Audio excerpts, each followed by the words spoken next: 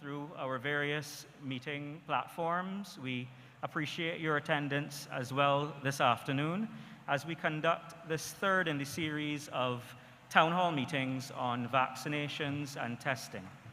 I'm Brian Rees, the chairman of the National Advisory Committee on Occupational Safety and Health, and I will be your moderator this afternoon.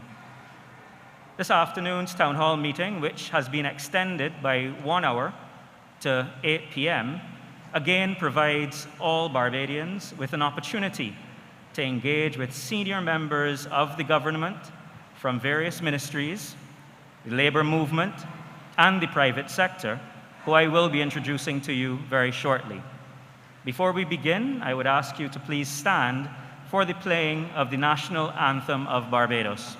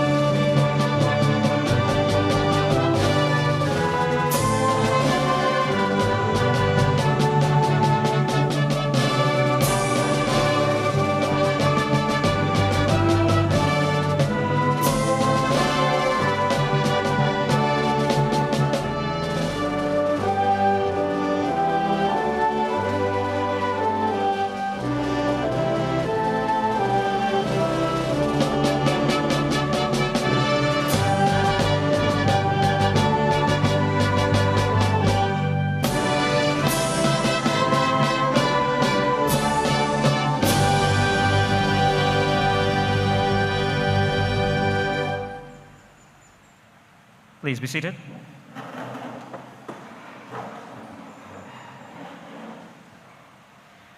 Ladies and gentlemen, as we always do at these events, we wish to start the event with a safety moment.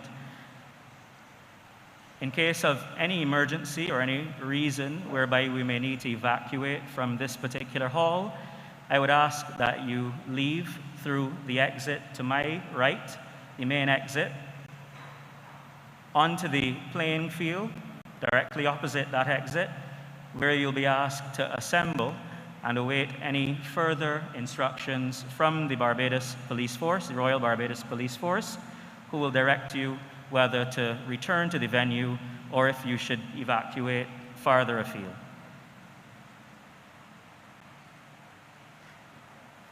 As many of you are aware, the Social Partnership of Barbados met and agreed to establish these opportunities in a town hall format for a discussion on the matter of vaccinations and testing.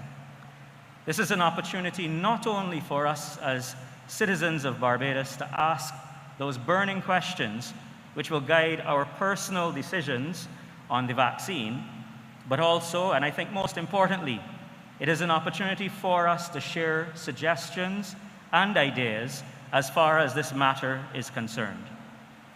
This is a multifaceted and multidisciplined matter, which the entire world is grasping with. Therefore, this evening, we've brought together various subject matter experts to share from their knowledge and personal experiences. Tonight, we are again led in this discussion by the Prime Minister of Barbados, the Honourable Santia Bradshaw, MP. We will also be facilitated by senior members of the government, the labor movement, and the private sector, who are seated on the stage and also in the audience.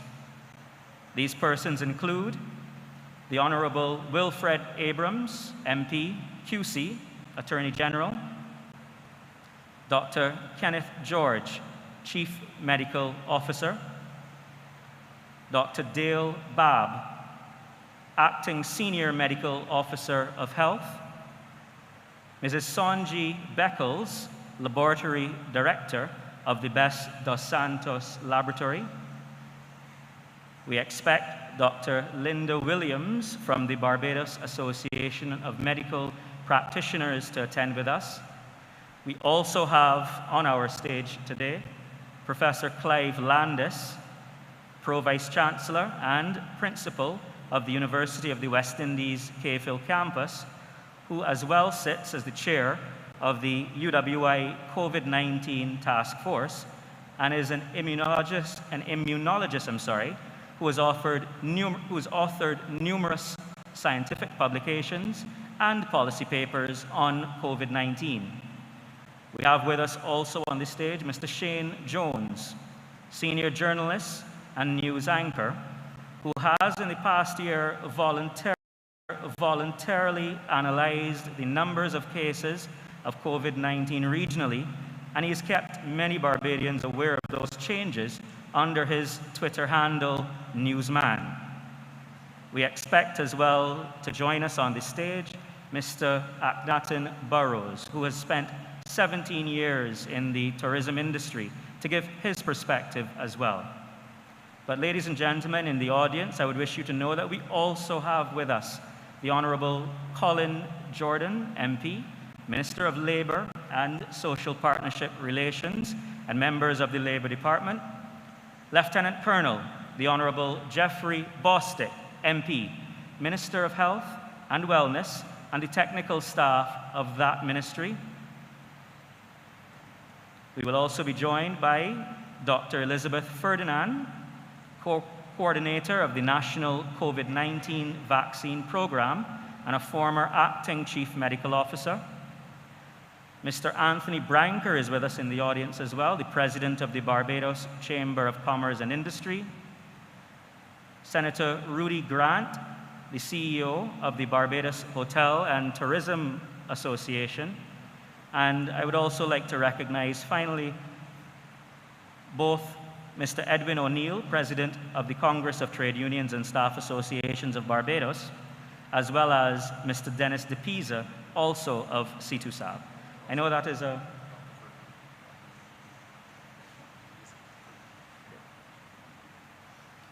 I know, ladies and gentlemen, that is a fairly long list of panelists, but we see this, as I mentioned before, an issue that has many dimensions, and you yourselves have questions that need responses that the government of Barbados is interested in giving. We will commence this evening with a welcome and introductory remarks by the Honorable Santia Bradshaw, Prime Minister of Barbados. Thank you so much, Chair. A pleasant good evening to everyone. I want to begin, first of all, by really thanking the general public for the participation in these discussions.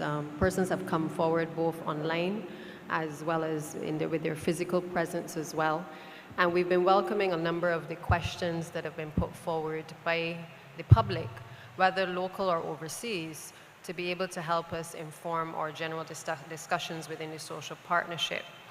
I want you to know that we are indeed hearing you, and we are certainly listening. And this process must never be underestimated in terms of the value of the contributions of people across this country being able to make into the discourse on vaccinations. We have looked at common questions that many of you may have. We have also listened to the criticisms about the gaps in information.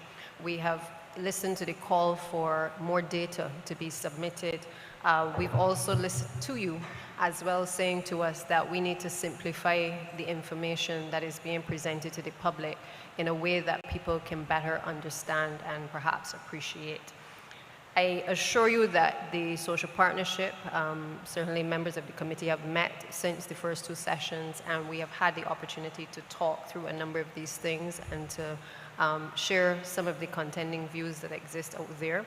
And I think we've gotten a sense up to this point as to what Barbadians are hinting to us. We are happy, certainly, that I think most Barbadians understand that there is no plan to impose anything against anyone's will on the people of Barbados. And as Minister Abrams indicated on the last occasion, there's no intention to hold anyone down and place the injection in their arms. But what we have a responsibility to do is to educate and certainly to share with you a lot of the different views that are out there, and certainly our position from the social partnership, all of the varying views.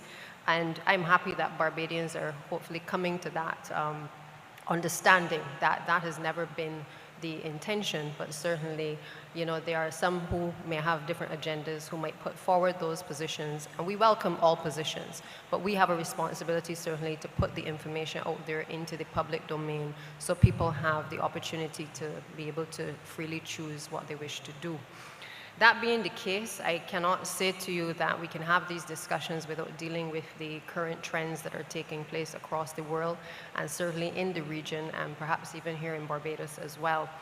Notwithstanding views that people may have, whether personal or otherwise, globally we are seeing a number of people contracting the virus, and the numbers are increasing. In just a matter of days, I've watched the country of New Zealand, for instance, close its borders simply because the cases are just increasing constantly. Our neighbors in Jamaica, we've seen, high skyrocketing numbers of cases occurring and throughout the region, and we know that the variants are amongst us, and there's no comfort, I think, that any of us can take from that. I think even in Martinique, they actually made a call for persons to leave because they were concerned that they did not want the healthcare system to become so overwhelmed that they were not able to deal with the issues that were confronting them dealing with sick people. But what we all know is that if something is not done, that these things are going to impact us in a major way. It's going to impact our healthcare system, it's going to impact our social services, and it's going to simply impact our way of life as well. One of the things that we've noticed, and that has been coming out of all of the discussions, is that we are noticing that the rate of fatalities, the number of people who have been dying, has also been coming down, even though the case numbers have been increasing. And I'm no doctor, but I mean, when I look at, and I listen certainly to the experts, I'm concerned, but I'm still noticing that there has to be a difference in this period that we're in with the number of deaths coming down versus when we first started at the beginning of this virus. And the truth is that more and more persons have actually gotten vaccinated in the larger countries. Obviously, we are now getting the level of vaccines that we would have wanted initially, and I'm pleased that we were able to get the number of vaccines we did, the 70,000, to basically get a Pfizer over the course of the last few days. And our intention certainly is to give Barbadians choices, because this is what, again, this discussion is also about, giving people the opportunity to choose which type of vaccine they may want as well. And I can say to you that we have, the vaccination team has certainly been working to roll out the plan in relation to not just the vaccines that are here, but certainly other vaccines that are being donated to Barbados, and certainly the ones that we are purchasing as well. So I know you can stay tuned for more information on that in the course of the next couple of days.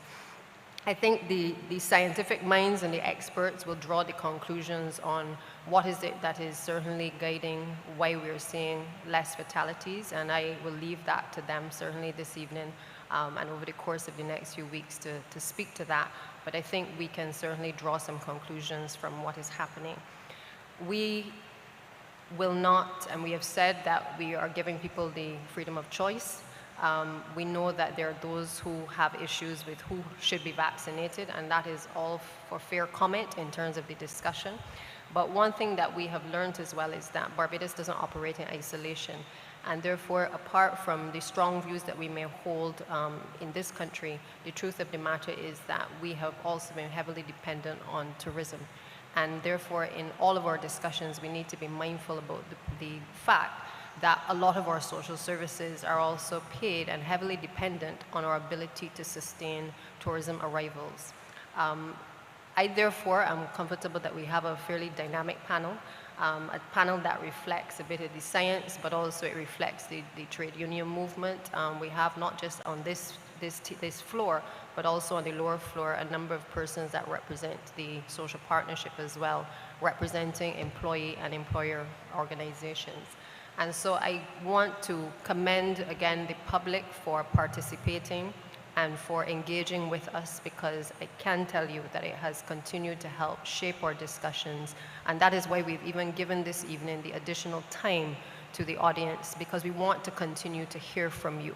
If you don't speak to us, then we're not going to know that the messages are coming across, and we're not going to know whether we need to shape and change course on certain things. So this is very important to us. So again, I welcome you all, and I look forward to the course of discussions throughout the evening. Thank you, Prime Minister.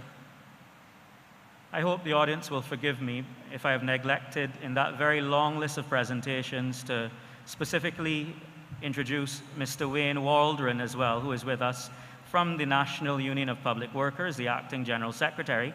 But my neglect was not because I in any way was slighting him, but because he actually has a special duty to perform later on in the evening's proceedings. So maybe I was saving the best for last, or a special introduction for him later. We are now going to have the next presentation made by the Ministry of Health and Wellness. This will be presented by Dr. Dale Babb. The presentation is entitled, Let's Talk, Reducing the Risk of COVID-19 in Barbados. Dr. Babb. Thank you very much, Brian. Good afternoon, everyone. Firstly, I would like to acknowledge and thank everyone who has participated in the previous two meetings, whether online or in person. The presentation being used at today's session has been shortened and adjusted to allow time for all of these other persons to speak. So some of the basic information which was shared in the previous two town hall meetings will not be shared again. The presentation is going to look at our local situation and the implications of the effects of a possible surge in cases, with an emphasis on the role of vaccination. So I'll start with the daily dashboard for Barbados. This dashboard, released today, reflects that as of yesterday, August 15th, there have been a total of 4,560 cases diagnosed in Barbados. There were 12 cases diagnosed on the 15th. 103 persons reported to be in isolation at that time, and there have been 48 deaths since the beginning of the epidemic in Barbados. The dashboard also shows the number of vaccines doses given, and it reflects some of the global stats as well at the bottom of the dashboard for comparison. So although this presentation is to be brief, given the number of persons that would like to speak this evening, it would be remiss of me not to mention, sorry about that.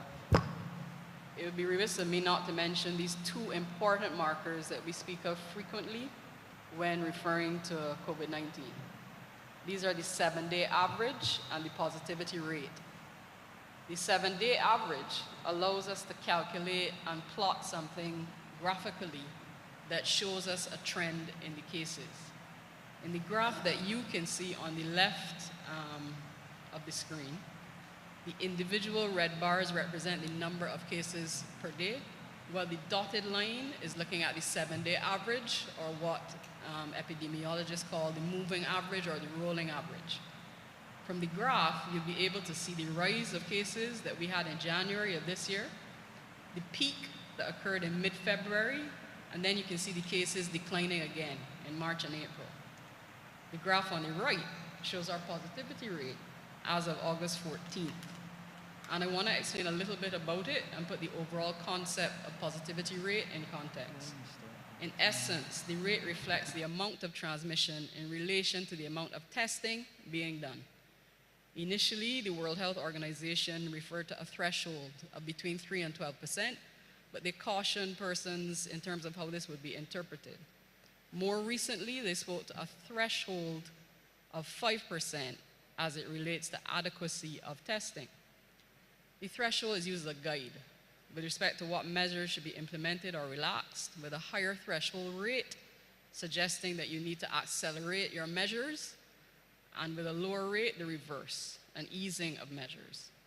You may be asking yourself what this means for us. What does it mean for Barbados? If you look at the positivity rate, at the peak of our highest wave thus far, which was in February of this year, the rate reached almost 12%. I don't think I need to recount for anyone what that meant in real terms at that time. We were in full lockdown with strict measures in place.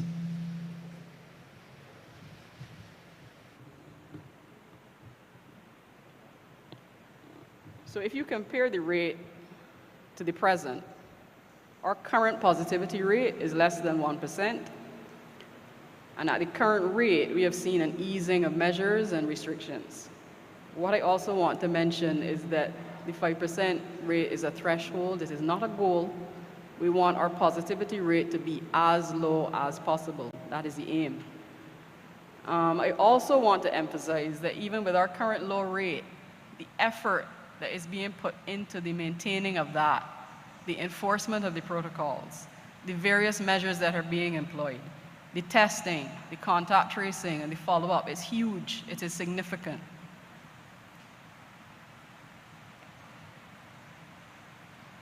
It is possible for us to become overwhelmed. There is a thin line between maintaining and being unable to maintain. The previous graph shown reflect cases related to the Alpha variant of the virus that causes COVID-19 disease. As many of you may already be aware, the Delta variant, compared with the Alpha variant, is more transmissible. It causes more severe disease, and it results in a higher percentage of breakthrough infection. By breakthrough infection, we mean an infection that occurs in a vaccinated individual. We have had some conservative projections given to us that show that with an outbreak of Delta variant, we would have at least 5 times more cases than we saw with the Alpha variant in February. The sheer numbers of people needing care would present a significant strain to an already stretched system. I've listened to the town hall meetings that have preceded this one. I don't know if the point has sunk in that we can become overwhelmed. Our health system, our supporting systems, the Prime Minister mentioned our social systems, our infrastructure, our country. I would like to provide an example of what this may mean. If, for example, we had a sudden surge of cases with a more transmissible variant such as Delta, it may mean that one night, you as an individual may have chest pain and you need to seek services. You proceed to the accident and emergency department with the intention and the understanding that you will be sorted out because you have chest pain. When you get there, you discover that you can't be sorted because the department is overwhelmed. You then proceed to another facility. Maybe you go to Winston Scott to find the same thing. Maybe you then proceed to a private facility and find the same thing. The system may not be able to accommodate you if it is overwhelmed. This is what we mean when we keep saying that our system has the potential to be overwhelmed. We don't want to reach a point where tough medical choices need to be made on an individual or a community level. And we are hoping in these meetings to be able to convey the real possibilities that could occur. COVID-19 disease has the potential to affect everyone in this country, regardless of their race, their age, their gender. Once we fully understand the threat, we can see why we would want everyone to be aware of all preventative measures that we have at our disposal. Everyone is at risk of exposure and could have negative outcomes if they become infected. Those who are at most risk, and these have been mentioned before, are those who have frequent close interaction with sick persons, persons traveling from places with high levels of cases. There are also specific risk factors which may be associated with poor outcomes if someone is infected. These include obesity or having a high BMI, uncontrolled chronic diabetes or hypertension, male gender, and being elderly. Some studies have shown that COVID-19 may be associated with elevated blood pressure in pregnancy, preterm birth, and other adverse pregnancy outcomes. That's the reason why there's a star next to pregnancy, because the evidence, the body of evidence available with respect to that is not as large as existing for the other risk factors that we have described. How can we stay safe? The mantra of wash your hands, watch your distance, and wear your mask has been repeated over and over and over. I will say it again. Wash your hands, watch your distance, and wear your mask. With the exception of measures related to the restriction of movement, prior to early February, before the arrival of the vaccines, this was all we could do.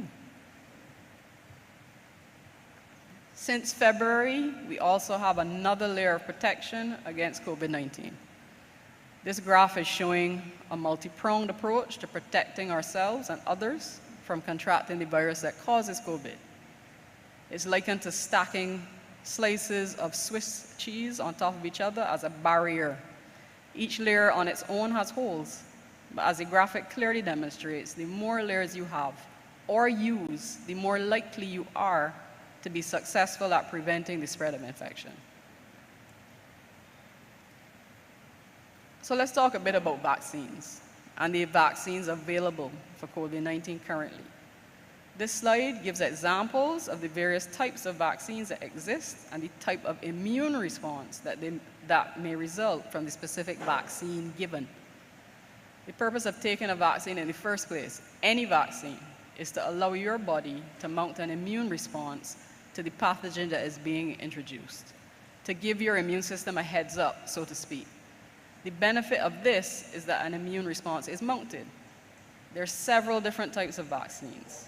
Each type is designed to teach your immune system how to fight off germs and the serious diseases that they cause. The MMR vaccine, for example, is a live attenuated vaccine.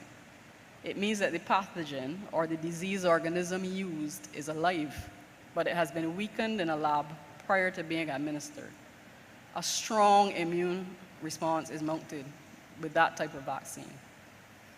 Hepatitis A, for example, is an example of an inactivated vaccine type. In this case, the pathogen has been killed. A moderate immune response is mounted, and several doses may be required to gain a certain level of immunity. The Sinopharm vaccine, or COVID-19 BIBP, also falls into this category of vaccine. I'll move straight on to the type of vaccine that the COVID-19 vaccines are. The majority of vaccines used against COVID-19 are what are called next-generation vaccines. They're either mRNA vaccines or viral vector vaccines.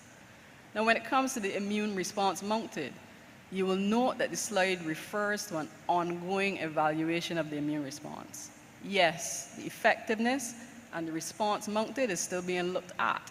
No one denies this, but the evidence that is already available shows that a response is occurring in those who have received a COVID-19 vaccine and that response is beneficial. There's an important point that needs to be made here as well, though. The SARS-CoV-2 virus, although we are almost now 2 years into the pandemic, it is a novel virus. It is still a new virus. What that means is that for the majority of us, our immune systems would not have seen it before. Vaccination is just attempting to allow our immune systems to see it so that we have some way of fighting it. It is still a new virus, despite all of the millions of cases that have occurred. It is a new virus.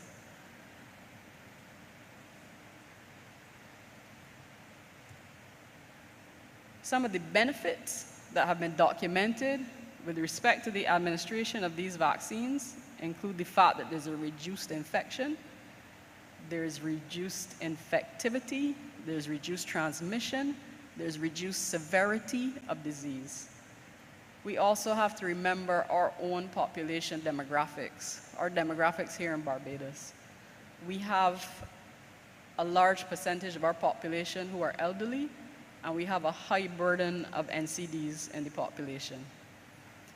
As I mentioned previously, we would not wish for our health system to become overwhelmed, and vaccination is one tool or layer in our preventative measures that can help us to avoid this. Data from our isolation facility at Harrison's Point has shown that the proportion of those admitted to Harrison's Point with COVID-19 who are unvaccinated is higher in comparison to those admitted who have been previously vaccinated. 84% of persons admitted this year have not been vaccinated. The percentage of those fully vaccinated who've had a breakthrough infection is low, only 7%. I'm sure that Dr. Ford, if he's able to join us, can speak further to this later on in the evening with additional detail on the severity of illness that he has observed in these vaccinated versus unvaccinated. Vaccines approved via the World Health Organization's emergency use process include those listed here. Examples are AstraZeneca, Pfizer, Moderna, Sinopharm, and others. There have been several concerns raised about the safety of the vaccines.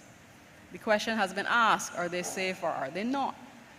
As with any medical product, the use of the product must be looked at in terms of benefit versus risk.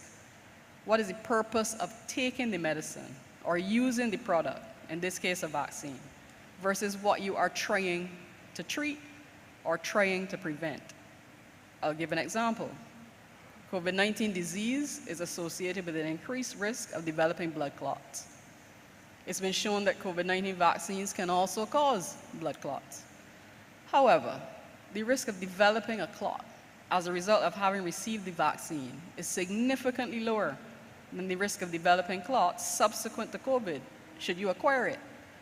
The risk is 10 times lower as a result of the vaccine versus the likelihood of developing clots once one has COVID-19. It is about weighing the benefit versus the possible risk. How do we evaluate possible vaccine side effects in our population? This is a question that was previously asked as well. There's an adverse event surveillance committee, which meets every week. This committee receives reports from the various vaccination sites, the polyclinics, the private sector, and the general public. I want to mention what an adverse event report is considered to be, because the word in itself, adverse, implies a certain negative connotation. An adverse event report has been defined as any undesirable experience associated with the use of a medical product in a patient. It is based on the patient's perspective. So having had the vaccine or having taken a type of medication and you have an event that to you is negative, whether it's a headache or a fever or you don't feel well or whatever, that is considered an adverse report. The majority of the reports that have been received by the committee have been those of mild and self-limited issues, and they reflect the expected immune response to the vaccine. So having said that we want to mount an immune response by giving the vaccine, you expect there to be some kind of response. There may be fever, there may be headache, there may be joint pain, persons may feel unwell. We expect this, and the majority of reports are related to this. Once the committee has received the reports, they're looked at to see if they're attributable to the vaccine, especially those that may be considered moderate or severe events. The investigation of these events is ongoing. As mentioned before, the vaccination program in Barbados began in February of this year with the administration of AstraZeneca vaccines. As of August 15th, just over 100,000 persons have received the first dose, and just over 85,000 persons have received a second dose. I should clarify here that this means, as of today's dashboard, of the 101,099 persons who received the first dose, 85,672 of those have also received a second dose. Vaccines have been sourced from various places and through a variety of mechanisms.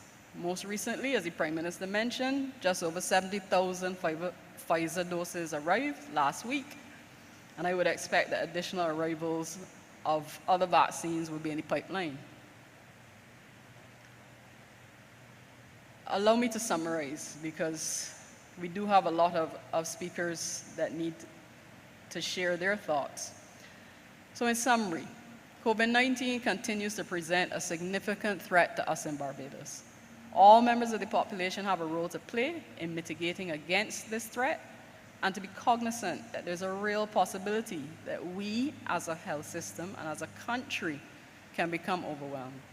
Protection comes from various measures which have been previously outlined, such as adequate hand hygiene, the wearing of masks, and distancing to help to reduce spread. Vaccination has an important role to play in reducing the risk of serious negative outcomes, such as severe disease and death. Ladies and gentlemen, I thank you for your attention. I will now hand over to the moderator to facilitate the remainder of the session.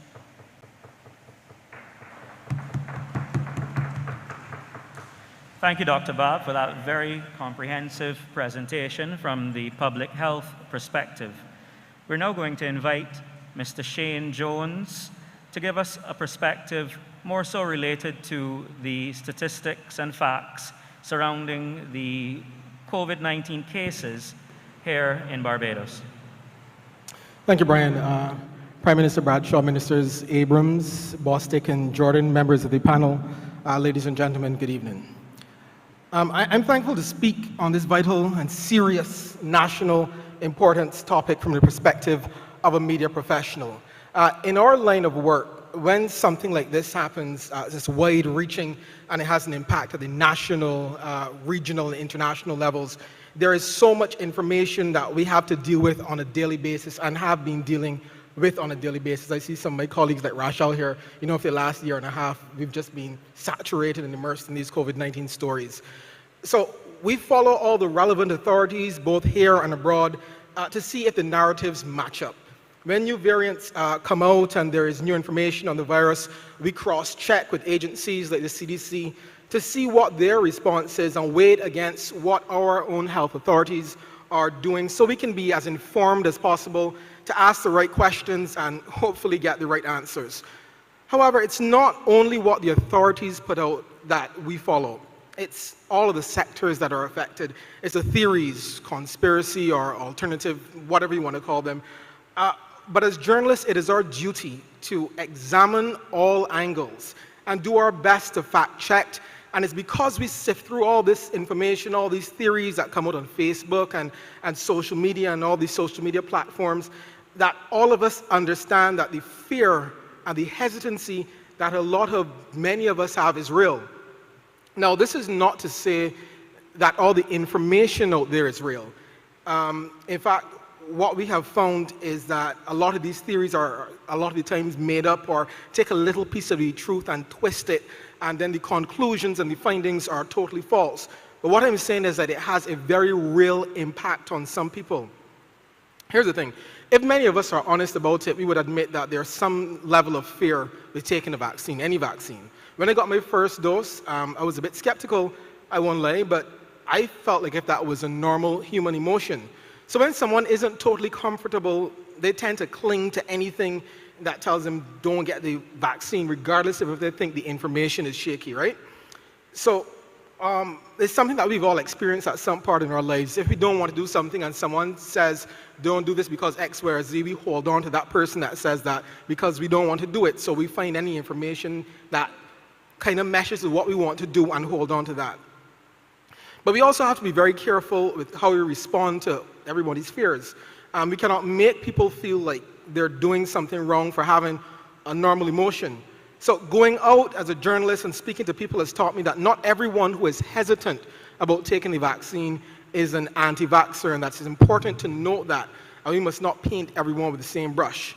Our greatest weapon, or maybe not a weapon, our greatest asset in this fight, in any community's fight against COVID-19 is knowledge. And when I say knowledge, I mean the facts. And I want to be clear right now, I have no vaccine agenda. I respect people's choice. What I'm going to do is share what we know to be the facts from independent media research. So when you make your personal choice, whatever it is, you know what is fact from what is fake. As a media professional, I believe in everyone having a voice and having the right to be heard. However, COVID-19 has presented us with some global ramifications that present a very different situation. It's so dire that in this specific instance, I hold being truthful over being neutral. So here are the facts. The officials have always told us that the vaccine will not definitely stop us from getting COVID-19, but will prevent us from getting very ill and also even from dying. So what we have done is not just take their word for it, but follow the story to see where the facts suggest and where they lead. Barbados unfortunately recorded 48 COVID-19 deaths in total to date. Our first death came in April last year. It was an 81-year-old man who had underlying conditions who had recently traveled to the UK. Now, Barbados started administering vaccines from around mid-February of this year. In the 9 months between our first death and when we started administering the vaccines, we recorded a total of 36 deaths from COVID-19. Now, in the 6 or 7 months since the vaccination campaign started, we have had 12 deaths. Now, that is just a third of the number before the vaccinations began. Now, whatever your view is on the vaccines, those are the factual figures, and they back up the information that the health officials have been saying that the vaccines will stop people from getting very ill and dying. So before we had the vaccines, we recorded 36 deaths. After we had the vaccines, we recorded 12 deaths. And if we look at those numbers even more closely, 6 of those 12 deaths in that period after the vaccine started came in March, which is just after the vaccine rollout. So chances are that most of those casualties might have been infected before the campaign started in mid-February. So you can cut that number by half again. Remember, I was saying that we try to weigh what's happening here with the international information. So the CDC in America is reporting that the over 163 million fully vaccinated people in the US have protection against all known variants, and their jobs are preventing them from severe illness, hospitalization, and death. So that was another fact that checked out and is being mirrored here. In terms of our own cases, if we go back to December 1st last year, we stood at a total of 278 confirmed COVID-19 cases. By March 1st of this year, 3 months later, we moved to 3,155 cases. That's 2,837 cases in that period, and this is before the vaccine started. Now, if we look at March 1st to June 1st, which were the next 3 months after the vaccine began, we recorded 902 cases. That was almost 2,000 cases down in an equivalent 3-month period. So as far as the data shows, the difference there was the vaccines. At that point on June 1st, we had 60,553 people fully vaccinated. Now we come to our present results, almost another 3-month period. We're just a couple weeks shy of another 3-month period. And yesterday we stood at 4,548 cases, representing a further 531 cases. So while we had over 60,000 fully vaccinated in the first 3 months period, when we look at the numbers in this one, it's 40,483. So we have been able to equate vaccines to lower deaths and lower cases. Those are the facts of the figures. And I'm not choosing sides, really I'm not. It's just where the research has led us. So what does this information say to us? We couldn't just look at the figures here in Barbados in the bubble, right? We needed some kind of context in terms of what is going on around us in our region. In Dominica, a recent surge with some days reporting more than 100 cases have led to lockdowns again. Rises in cases in St. Lucia and Jamaica have also led to new restrictions. What we in the fraternity have noticed that over the past year and a half is that in the region, there have been similar responses to COVID-19 spikes. So if we had another rise in cases here, we could probably expect the implementation of more protocols and more measures. And that is why it is important to know the encouraging effect the vaccine has been having on our figures. And internationally, the stats continue to suggest that the virus will be with us for a very long time. Even with some of the nations that we thought were doing really well. Just today alone in Australia recorded their highest number of cases in a state in one day, with Canberra recording 478 cases today. Then when you look at Iceland, what is happening there backs up the vaccine info. While they're having record numbers of cases, they have not had a single death since May 25th. They're having record numbers of cases in Iceland, the most they've ever had, but they have not had a death since May 25th. What's the difference? They have 70.6% of their population vaccinated, and there's a Delta variant there. So they are recording the most cases they've ever recorded, but have not had a death in months, with a 70.6% population vaccination. So the data has shown that when our vaccination campaign is thriving, both deaths and cases have dropped. I would only imagine that once vaccine uptake is good, we are more likely to keep away from spikes and avoid another lockdown. But I'll leave the health experts to ratify that. What we have learned, though, is that many people struggle with their personal fears versus a type of social responsibility. So we have a choice about if to take the vaccine or not. That is our choice. But then there's a decision on the part of each individual in terms of the role they play in order for us to be partying again, to be not worrying about masks, going to sporting events again. The facts show that the sure way to get to that stage is by taking the vaccine. I believe it's only fair that, but it depends on the individual decision if we get to that stage or not. So while I would never try to bully anyone into taking the vaccine, it is fair that everyone has factual information when making their personal decision, because it's still, at the end of the day, your personal decision. What I want to leave with you is that the same way it is your choice to say no to the vaccine, if after reviewing the facts and the figures you change your mind, that is also your right. Even if you are the biggest person against the vaccine, posting on social media, telling your friends you will never take the vaccine, no one can get upset with you if you have evolved in your position, because that decision as well must also be respected. And I want to thank you for me sharing some of these findings. Thank you very much, Shane. The final presentation that we are going to have this afternoon before we open the floor to your comments and remarks and suggestions will be by Professor Clive Landis, seeking from the immunological perspective, what are the facts? Professor Landis? Thank you very much, Chair, and good evening, Prime Minister, and all the dignitaries, especially the public this evening. I enjoyed listening to the analysis by Shane Jones. If you ever wanted to come and do a master's with us, let us know. That was a very good analysis you did. I would add that I called the University Hospital of the West Indies, the medical director, this morning in Kingston in Jamaica. They have 44 ICU beds. They're all full. And 42 out of the 44 persons who are struggling for their life are unvaccinated. What I want to speak to you about this evening is to try to explain two questions which I hear a lot of from persons who I think have legitimate concerns, and I agree that we must not paint everyone who has concerns as a conspiracy theorist or an anti-vaxxer. The two questions I often hear are, how do these new vaccines work? They're very new. And secondly, how were they developed so quickly? So, well, vaccines have been around for a long time. By pure coincidence, the outbreak in 2020 was the 1,000th year anniversary of vaccination. It was first developed and described by a Buddhist nun in China. And the theory behind vaccination has always been the same.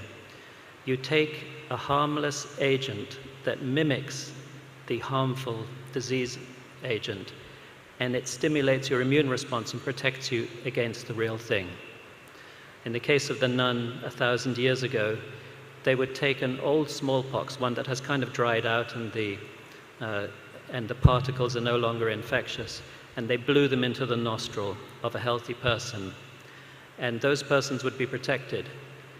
Now, it wasn't without risk 1,000 years ago. 1% of persons thus treated actually died. But that was considered to be a good deal because the risk of actually dying from smallpox is 33%, and 100% of people would be completely disfigured. So it's always been about this risk and benefit. And you have heard, how tremendously slanted in favor of benefit it is. And we're all used to vaccinations because we've all had them as children.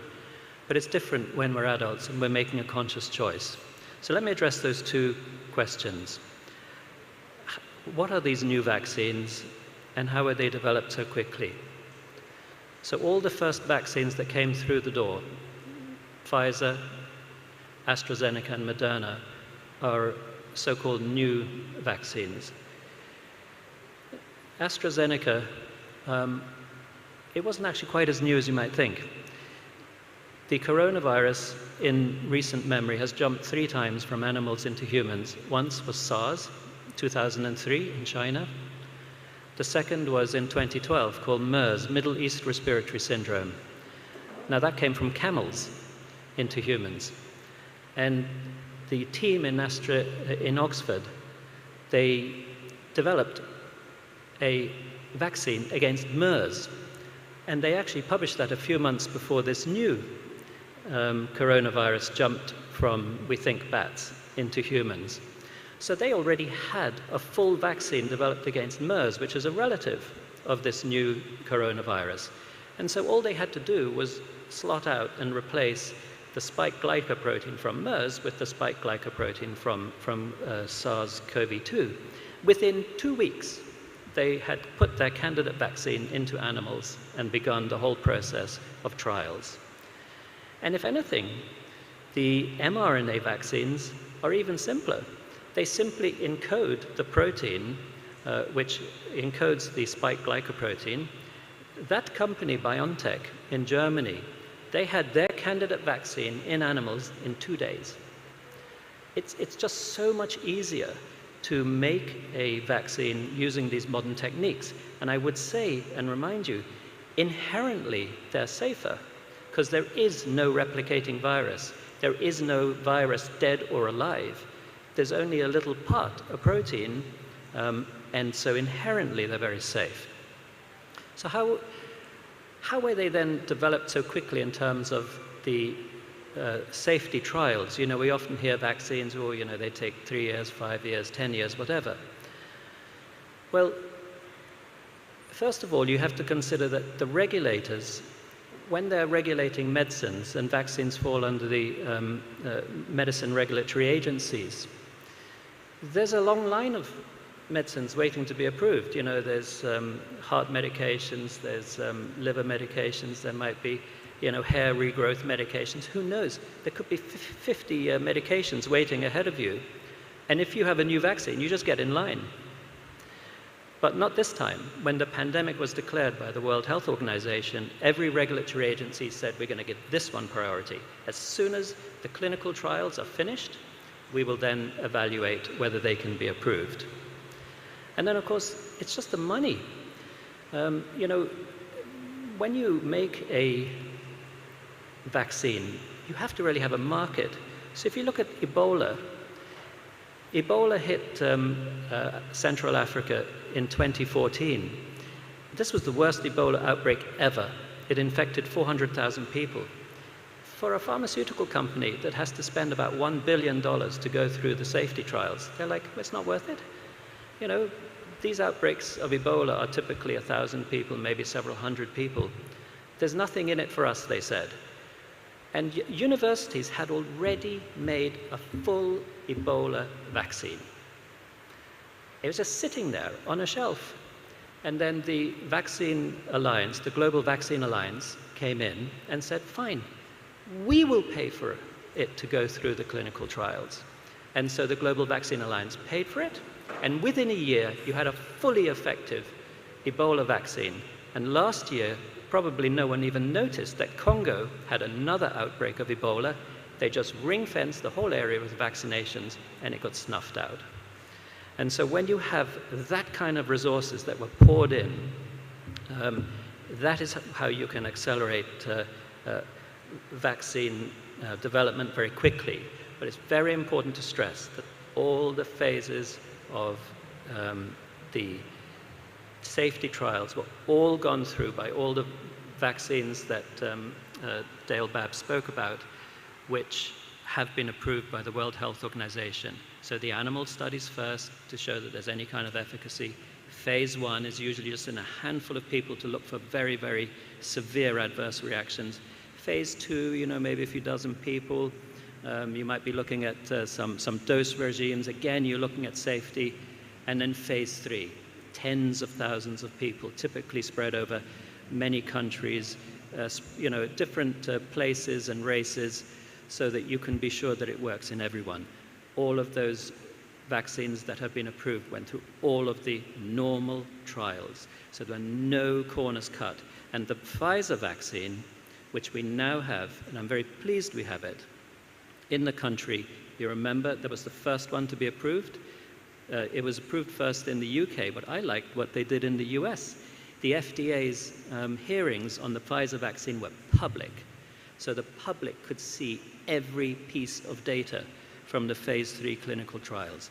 And that kind of transparency, I think, you know, has helped imbue these vaccines, you know, with general acceptability. And I'm hoping that I would have addressed maybe some legitimate concerns about the type of vaccines that we have, these new ones, and how quickly they were developed in the minds of people listening today. Thank you.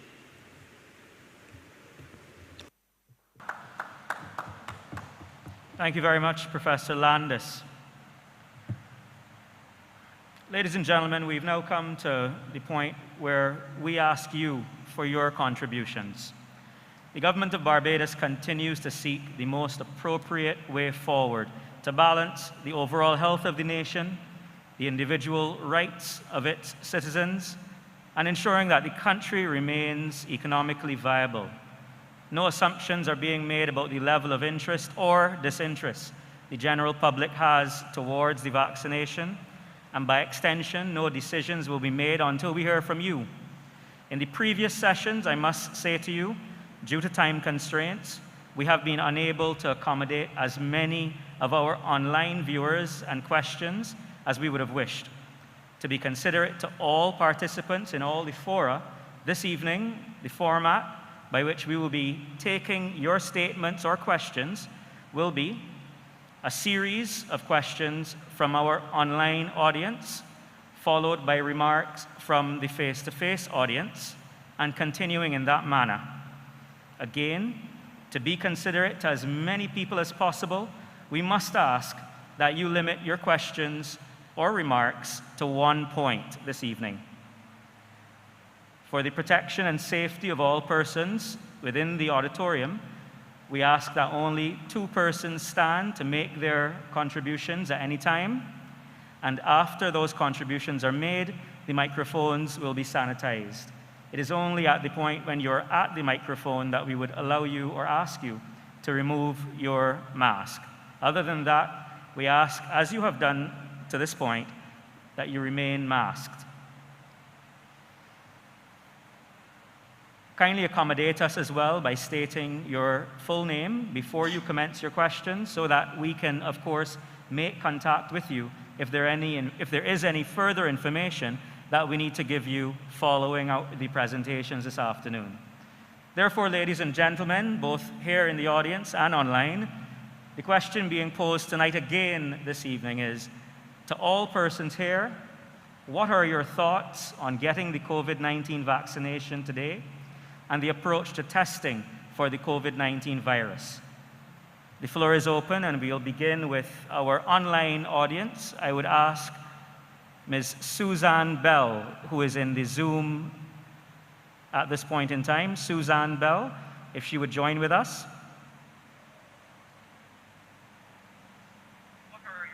Hello. This is Suzanne Bell, yes. I have a question concerning the number of persons who are vaccinated. Up until this morning, I noticed that there were 101,000 people who were vaccinated. And I have also been vaccinated. I would say that that speaks volumes. And I think that that can be something that can be used to highlight the safety of the vaccine. My question is, why are we comparing the vaccinated persons to the entire population of Barbados as a percentage when persons under 18 cannot yet receive the jab?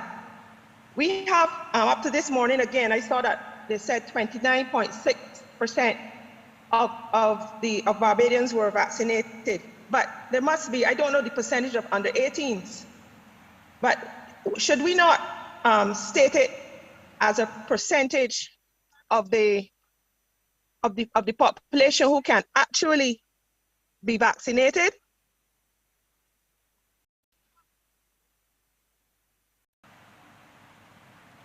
Dr. George, are you able to take this question? Good afternoon, everyone. Because everyone in your population is vulnerable, the denominator is the entire population. So every person, both persons below the age of 18 and above the age of 18, are vulnerable to COVID. And therefore, when we speak of the number of persons vaccinated as 29%, that is for the entire population of Barbados.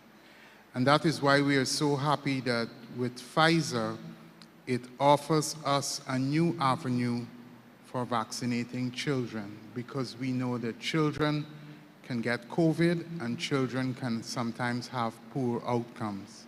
So that's the way how we do the calculation based on the entire population.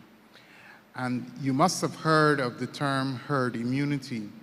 And the whole issue of herd immunity speaks to your entire population. So we don't leave out persons within the population. We look forward to the day when vaccines will be available to all segments of the population. My understanding is that there are currently phase 1 and phase 2 trials involving younger persons using much smaller doses. So this gives, again, us the opportunity to make sure that every individual has the possibility of having a vaccine in Barbados. Thank you. Thank you, Dr. George. I would now ask Merlene Nurse, again from the Zoom platform. Merlene Nurse, would you join us, please?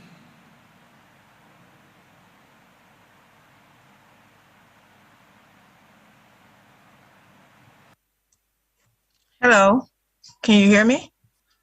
We can hear you, Ms. Nurse. Oh, hi, I'm Marlene Nurse. I'm actually a Barbadian living in. If they would get vaccinated, it's very important. Thank you for your contribution as well, Ms. Nurse, and it's good to hear from the Barbadian diaspora.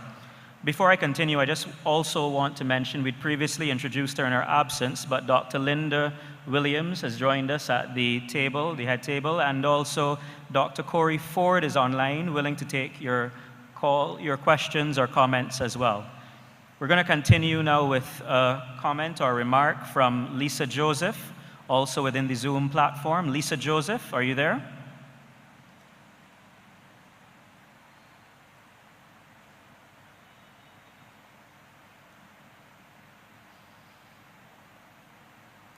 I believe if Ms. Joseph is not there, then I'm going to go ahead and ask a question that has been posed to us on the Barbados Government Information Services Facebook page. In light of the donations of vaccines, how much was spent from the vaccine funds to make the purchases?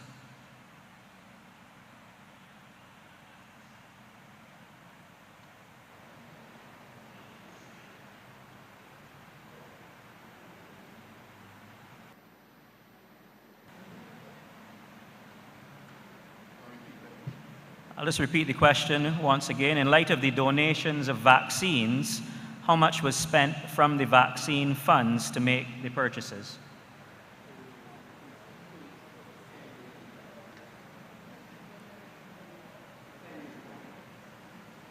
You want to speak?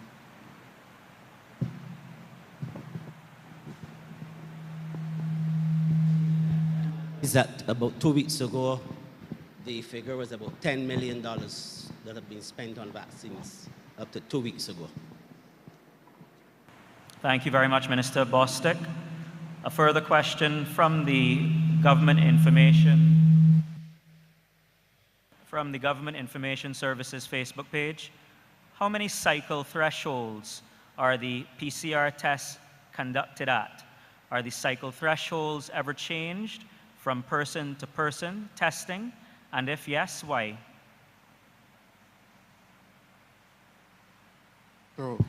So I would ask Dr. Beckles. That seems to be a laboratory question. I don't know if you can help. Good evening, everyone.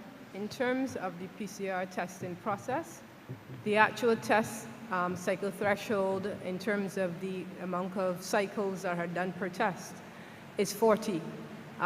So that happens on every single time we run a test, we go up to 40. However, in terms of a positive test, anything above 36 is considered negative. So our cutoff mark in terms of determining someone to be positive means that they must have come up at the threshold of 36 or less, but the actual cycles of the machine go all the way up to 40 cycles. Thank you very much, Mrs. Beckles. I have a question here to Dr. Williams. Dr. Williams, a question from Brandon on the Prime Minister's YouTube. Dr. Williams, there has been a lot of focus on the internet about the numbers of persons who catch COVID, are either asymptomatic or have a mild disease. Can you weigh in on this? Certainly, and thank you for your question, Brendan. One of the things that I've been noticing recently is the amount of people who are saying that COVID is very similar to the flu or that it's a very mild illness. And what I want to point out is why COVID is very different. One of the things about COVID is that although there can be people who are asymptomatic, and at first we did not know how much role the asymptomatic person played in the spread of the disease, there are quite a number of people who become hospitalized or who can become very sick. So for example, with COVID, it's around 5 to 7% of people who will become very ill. With the common flu, that would be like around 1 to 2 or 1 to 3%, or just around 1% in a normal flu cycle year. Now, if you look at Barbados population, just for example, we say Barbados population is 300,000 people, okay? If we had around 5 to 7% of people who were very ill from an illness, that is 5% would be 1,500, 7% would be 2,100. People who need hospitalization, critical care, who are putting the additional burden into our health system, which is already burdened with the non-communicable diseases, the heart attacks, the strokes, and so on that we have every day. If we put that many people in at any one given time, what you have is an overwhelming of the health system to take care of these people.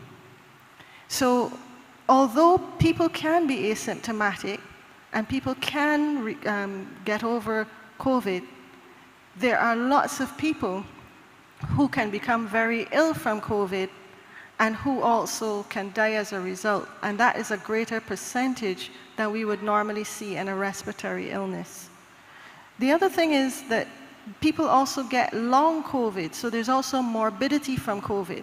So what they found very early is that asymptomatic people can then go on to develop what we call these long COVID symptoms, where they are chronically fatigued, not able to work, they may experience palpitations, shortness of breath for considerable periods of time after the initial infection.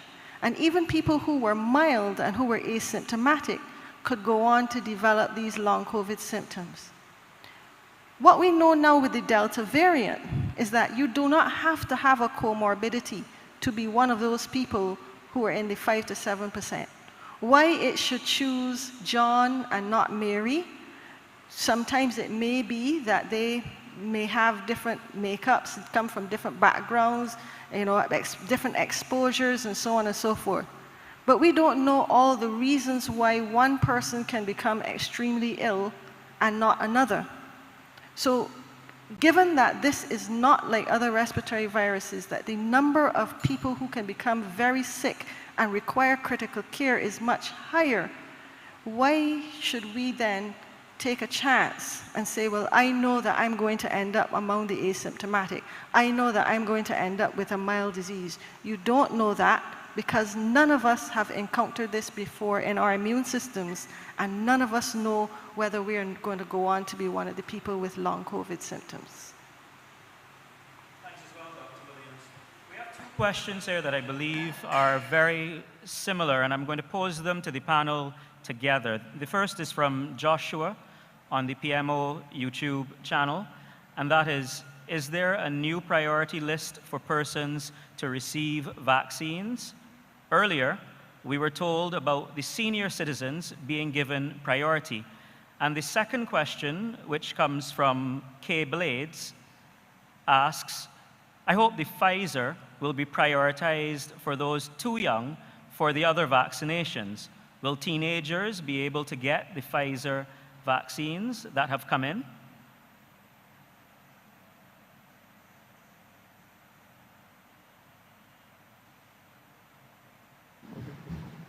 Can you hear me? Yes. So we took a decision earlier on in when we just received vaccines to make sure that the most vulnerable persons in our population were given to the front of the line. Those persons were identified as persons over the age of 65. Then we had another vulnerable group because we learned more information that persons with non-communicable disease were at high risk for poor outcomes. So we added that group. And then we offered it to the wider population. That is how we proceeded with the Pfizer vaccine. Fortunately, these vaccines have been used widely in the United States and in Canada in populations between 12 and 18 years old. And in that group, we realized that there are some members of that group who may be indeed more vulnerable. For example, children who have cancers, persons with hematological problems, persons with asthma. So that is a subset within the group of 12 to 18, which should be given special consideration. So those are the issues on the table, and we will continue to work with the science that is available to identify those individuals. Before I close off, we had also identified high-risk groups, and the high-risk groups were persons who take care of other persons. So for example, persons in nursing homes, the Queen Elizabeth Hospital, the psychiatric hospital, and those persons we indicated that those individuals, because of their job description and what they do, that they are likely to transmit or likely to be infected with COVID. And what we did was we offered early o'clock. We indicated to the public that we were encouraging healthcare professionals.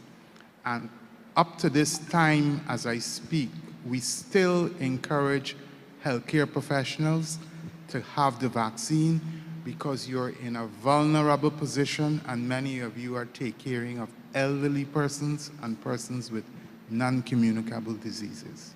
Thank you.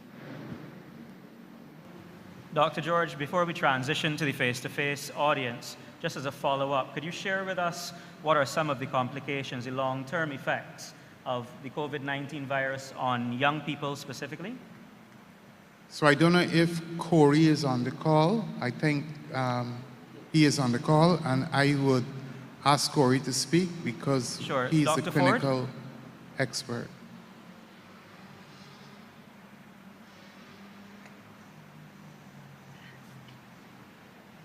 Good evening, Barbadians. Thanks for that question. So long COVID is something that has been defined, and some of the most, what's probably the most common are actually neurological features. So for those to make that very simple, sometimes it can be fogginess. What that means, sometimes you're not able to you'll do a simple calculation that may be quite difficult in doing that, or reading or staying focused. This seems very simple. And it ranges all the way to almost every system in the body. So when we talk about the endocrine system, for example, I've had a few cases actually up to recently. One nurse actually who had COVID, and she had persistent issues. In fact, she developed diabetes, and then she also developed thyroid disease as well. And those are now controlled. But those are some of the key things that can happen in individuals. It can also be cardiac manifestations, for those who understand it. That's really simple. So issues involving the heart, that can occur as well, and also irregular heartbeats. So these are things that can persist in people for long periods of time. But I think one of the other things that people don't often think about is the mental components as well. So there are some mental components that can occur over time, and those are things that have been commonly seen. So long COVID is thought to be really now a real phenomenon. I think the challenge is for all those who are listening, who even want to challenge that, is we have not had a significant, long time to say the long COVID, in terms of COVID, a year or 6 months plus into the disease, and these are things that people are still experiencing. There are some people who also experience some respiratory symptoms over long periods of time as well. So these are all things that are quite commonly seen now globally. Thank you. Thanks very much, Dr. Ford. We're now going to transition to the face-to-face audience, and we would ask for the first presenter, if you would wish to join us. Sir? Oh, I'm sorry. Mr. O'Neill, you were standing to make a presentation. I'm sorry, Mr. O'Neill stood first.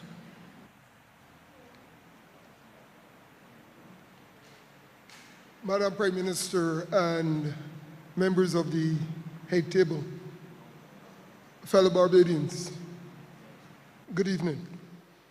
I am Edwin O'Neill, the President of the Congress of Trade Unions and Staff Associations. Mr. Chairman, I thank you for the opportunity to make a few remarks. Somewhere along the line, there seems to have been a thought that CITUSAB is against vaccinations. Nothing could be further from the truth. CITUSAB was, in fact, of all the entities in Barbados, the first out of the gates in support of whatever measures are necessary to keep the economy going. And Madam Acting Prime Minister, you will recall that when the voices were loud at Sherburn to close, CITUSAB, like the boy on the burning deck, stood resolutely against closing of the economy.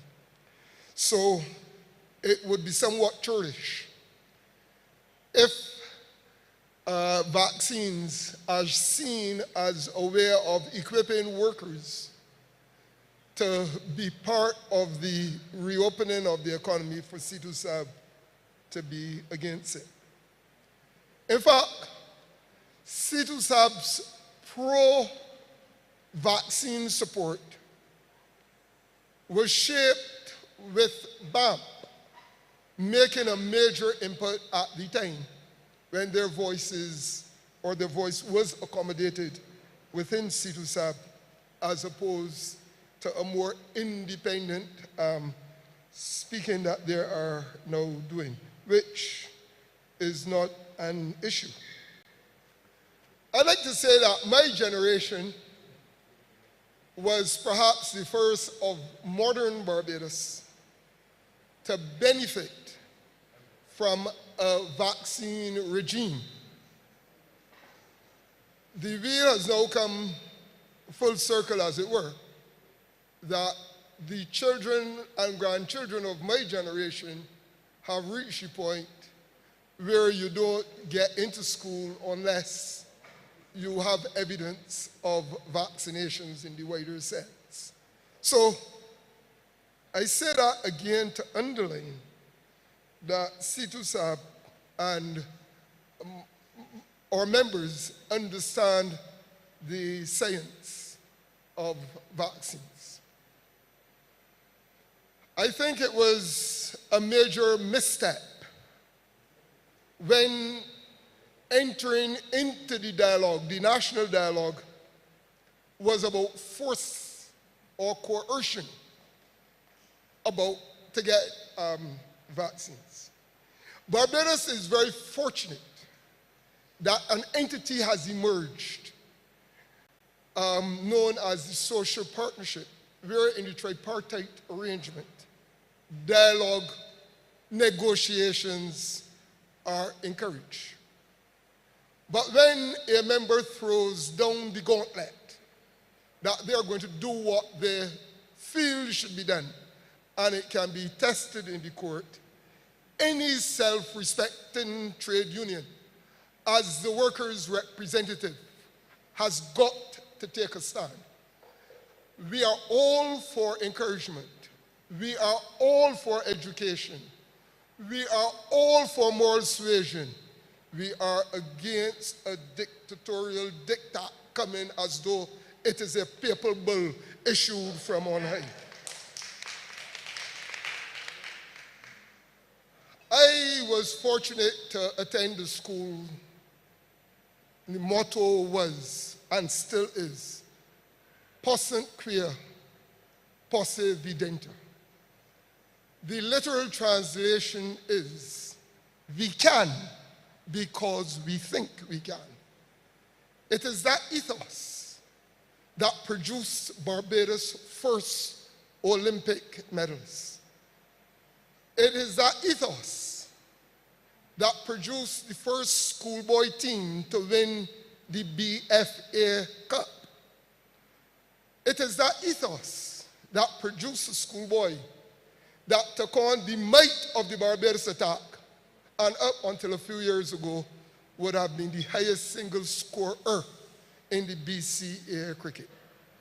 Why do I make mention of that? It is an ethos which I am sure the Lord's School would want to share with the wider Barbadian population, that we can beat this thing because we think we can. We will not beat it if there is a them and us. We will not beat it if there is a dictatorial attitude. The Prime Minister is fond of saying we are all in this together. And CITUSAB does not see itself as being excluded from the fight to beat COVID and to put Barbados back on a path to prosperity. So just in case there is any misapprehension or mistake about our message, the labor movement is in support of the science and what the science of vaccines say and portend for the future. The labor movement is against bullyism, and thankfully, common sense seems to have prevailed. And this and other for now allow us an opportunity to have the kind of engagement that should have come from the start. Accordingly, Madam Prime Minister, Mr. Chairman, I am speaking as the President of CITUSAB and commend and recommend the voluntaristic approach.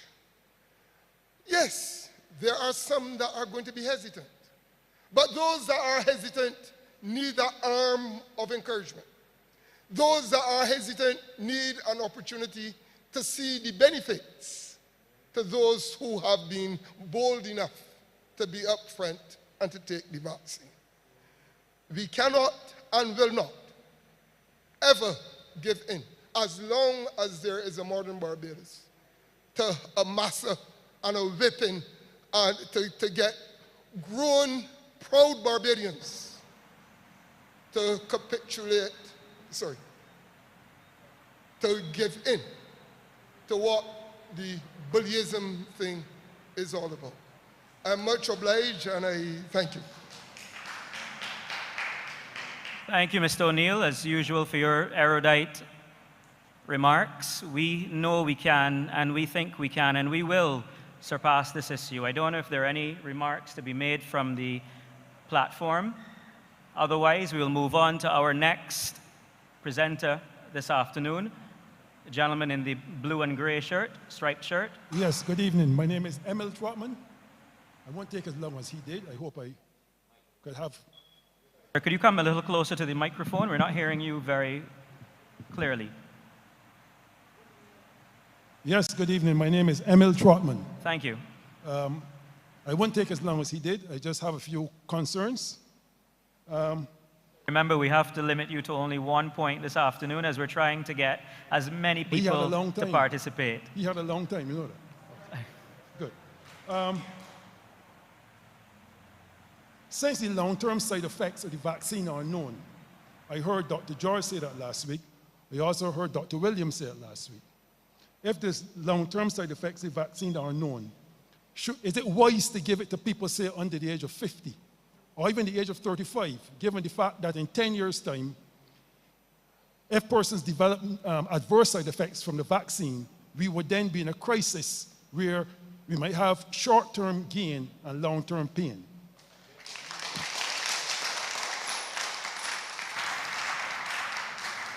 I just also wish to say that from my understanding of it, for what I see is happening in Israel and so on, persons are getting boosters after being fully vaccinated.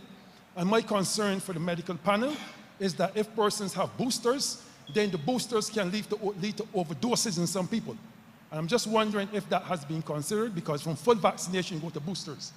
Sir, why don't we have the CMO or another one of the medical panel respond to that question first? I remember Dr. Clive Landis said he said it on a call-in program with David Ellis on Sunday. I remember you saying, sir, that immunity is kind of elusive because of the variants. I think I heard you say that at the time. So I'm not sure why we are striving for immunity in a situation where the variants keep coming. You speak of Delta, but I think the last thing I heard is Epsilon, and then there's Lambda. And I'm sure by Christmas we're going to exhaust the Greek alphabet. So I'm not sure why we are insisting on herd immunity when it is basically unattainable. And just quickly, but he spoke a long time, didn't he? I know, but sir, we must allow the panel to respond to your questions as well. So let us allow the panel to at least respond to your first two questions. So I can stay here while they respond then? Let us allow the panel to respond to your questions so that they can give you guidance on it. It may even answer your third before you ask it. Let's open to the panel.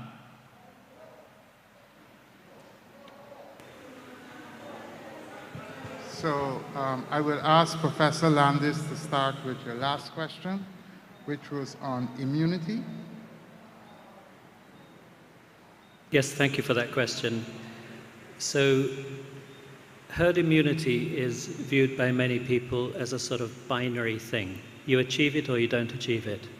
That's not the right way to look at it. It's a linear gradient effect. The closer you get to it, the more effective your vaccine response will be. If you happen to hit herd immunity completely, the entire virus will be eliminated from the population. If you get close to it, like you have done in the UK, with the latest variant as well, right in the midst of the biggest outbreak, all the restrictions have been removed.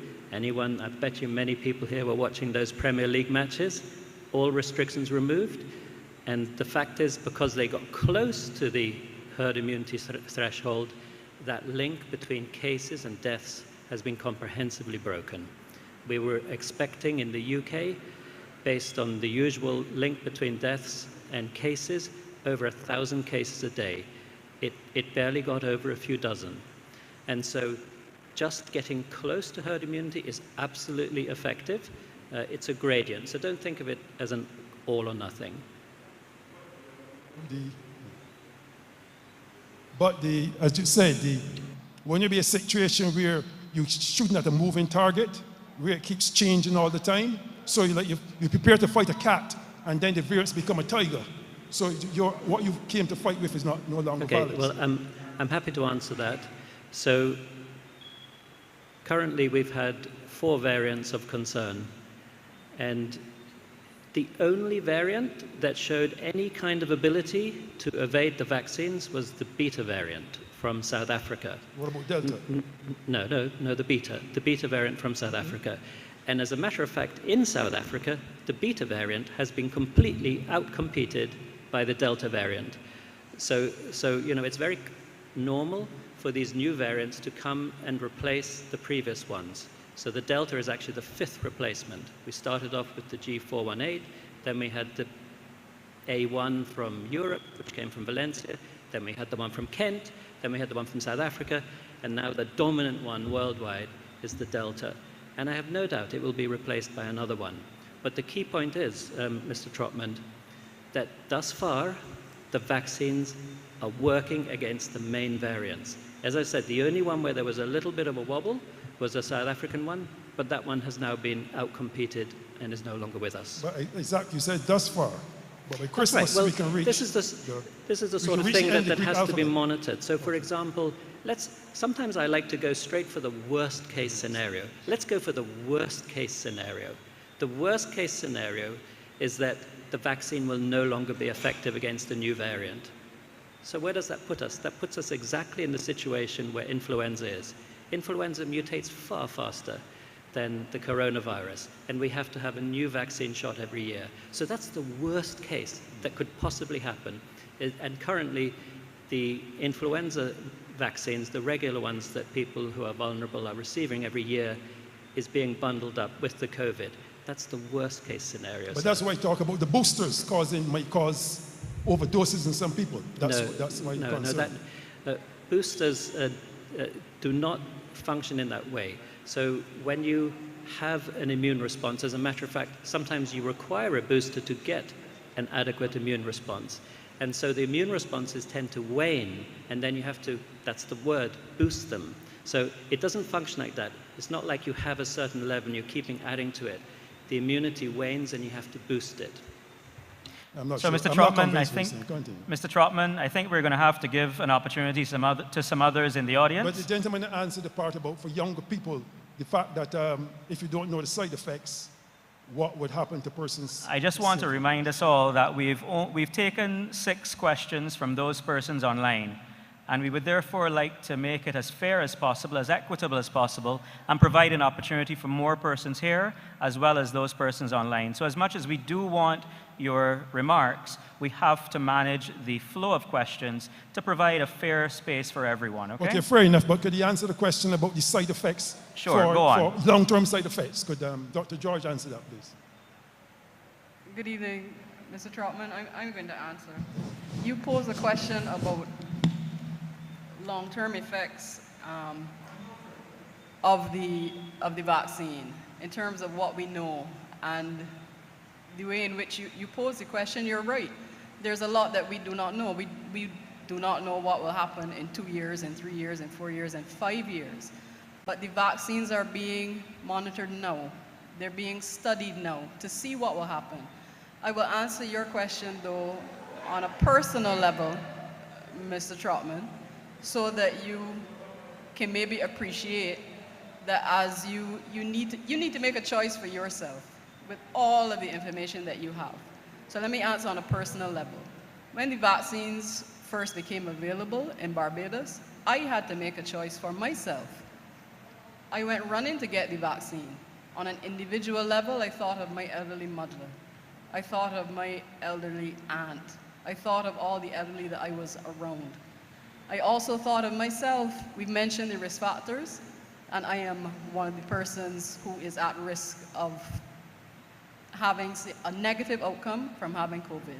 So I weighed the benefit versus the risk. There are always going to be unknowns. No one is denying that. But all we are asking is that you think of it on an individual level, what it means for you. Your situation may not be the same as mine. But we're also asking, in terms of the administration and the vaccines, is that you think about the wider community, those around you. I didn't just think of taking the vaccine for myself because I was at risk of having a negative outcome from COVID, but I thought about my mom and my aunt and all of those elderly people and how it might affect them.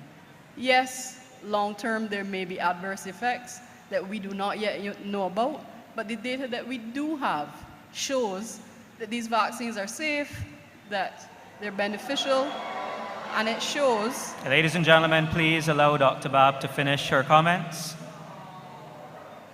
And it shows that on an individual and a community level, there is a reason why you can go and take the vaccine and be confident that there's a benefit to you. You have to weigh the benefit versus the risk. Mr. Trotman, respectfully, I must ask you to please be considerate of the number of persons who want to participate. I believe Dr. Williams may have an intervention here that she wishes to make as well. Chair, I would like to add to what Dr. Babb said, if I may. So it has been known for other vaccines that you can get long-term side effects. However, they develop quickly and then they can manifest long-term. By now, we would know if there were side effects. We've already had 1 billion people vaccinated in the world. It's been going for 6 months. When you have a very serious complication, let's say like GBS, that would be known within a few weeks. And so there isn't a known long-term side effect of any vaccine that manifests years afterwards. Dr. Williams, did you have an intervention? You're okay? Sir, in the back. Hi, good evening, everyone. Welcome to the panel and all the members in the audience. I could get this raised a little, please. Just kindly share your name for the record, please. Sorry, my name is Bakari Bascom, and I'm a resident of Barbados.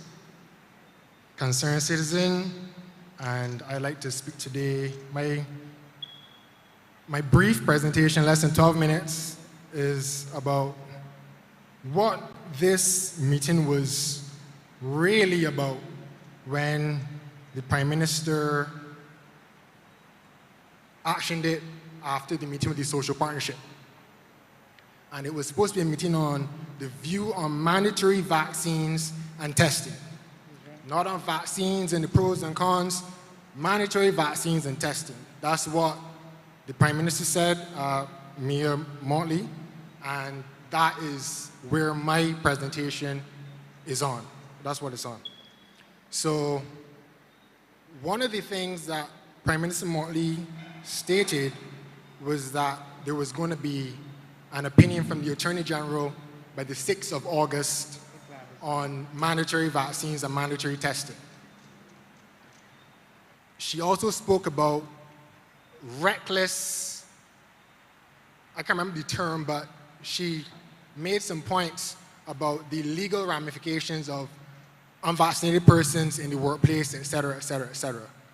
I can't quote her directly, but because that would be doing her a disservice, but that is what my presentation is on.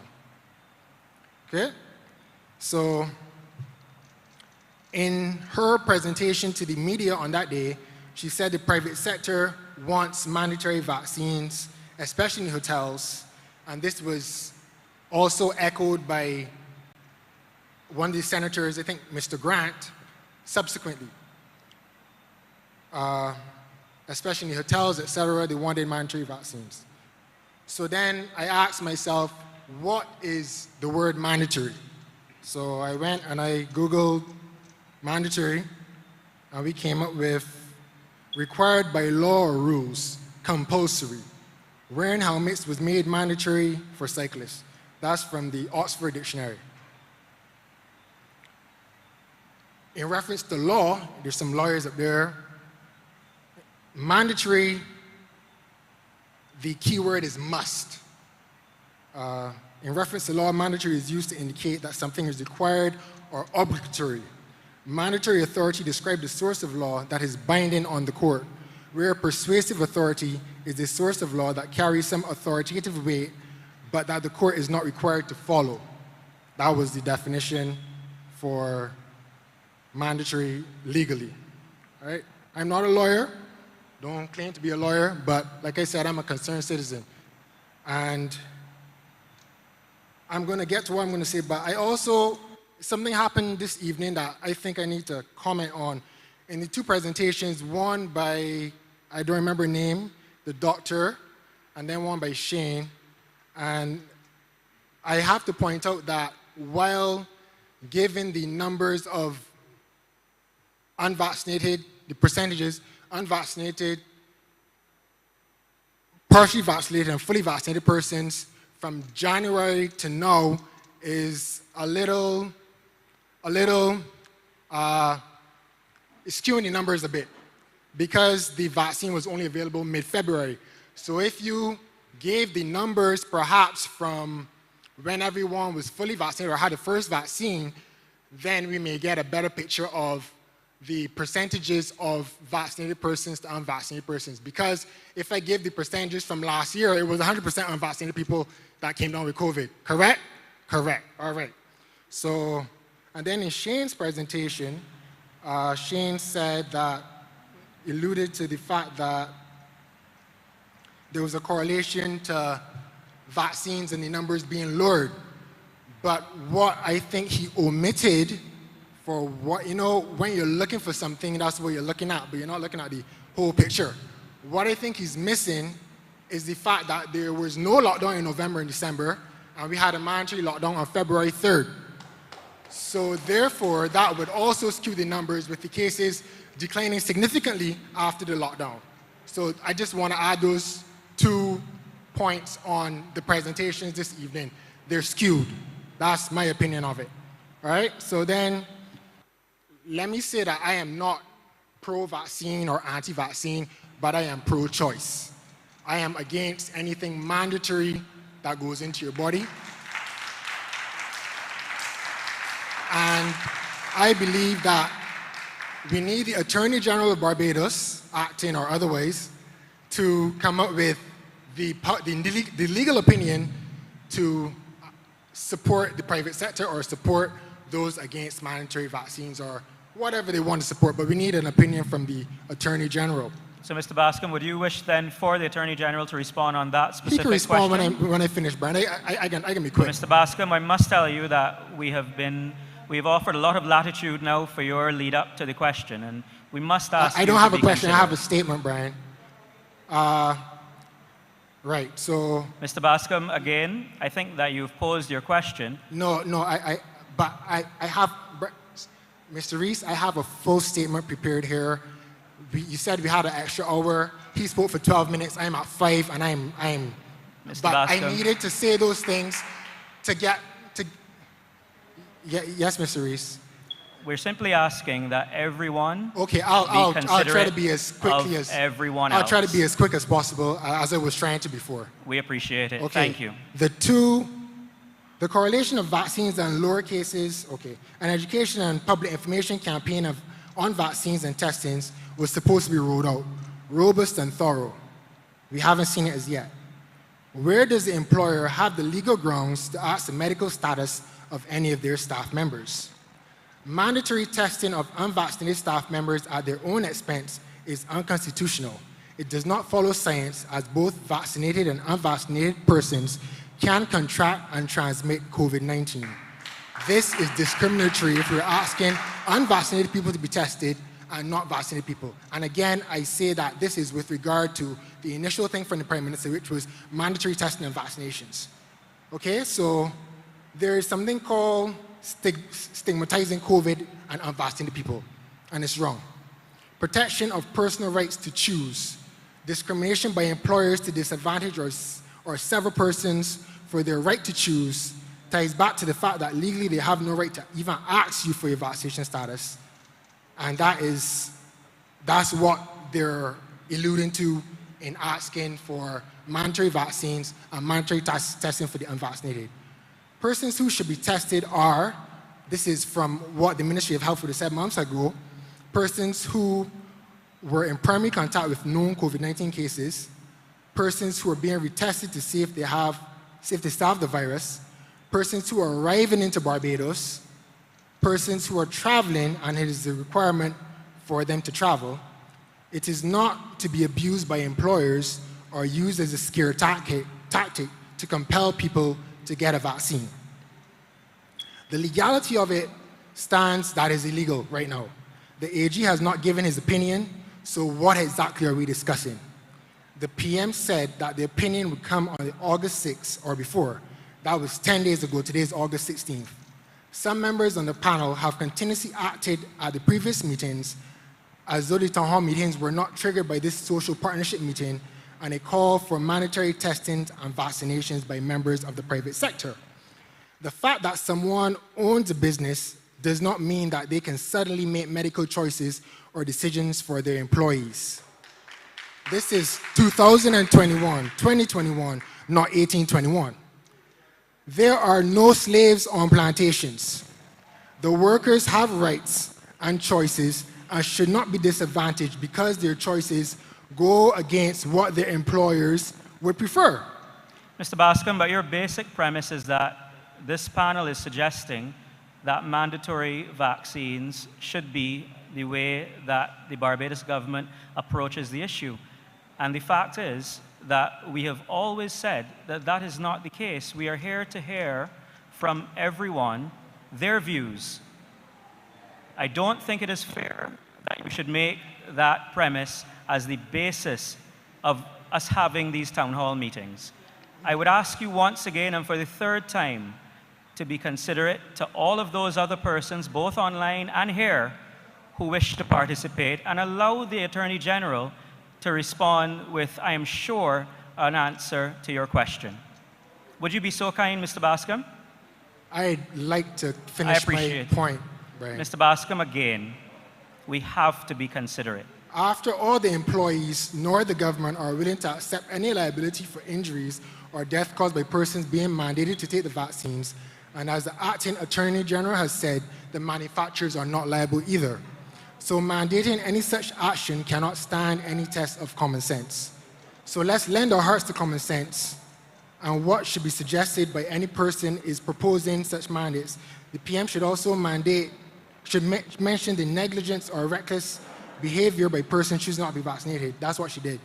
Again, this was to be examined by the AG's opinion, which today is not forthcoming.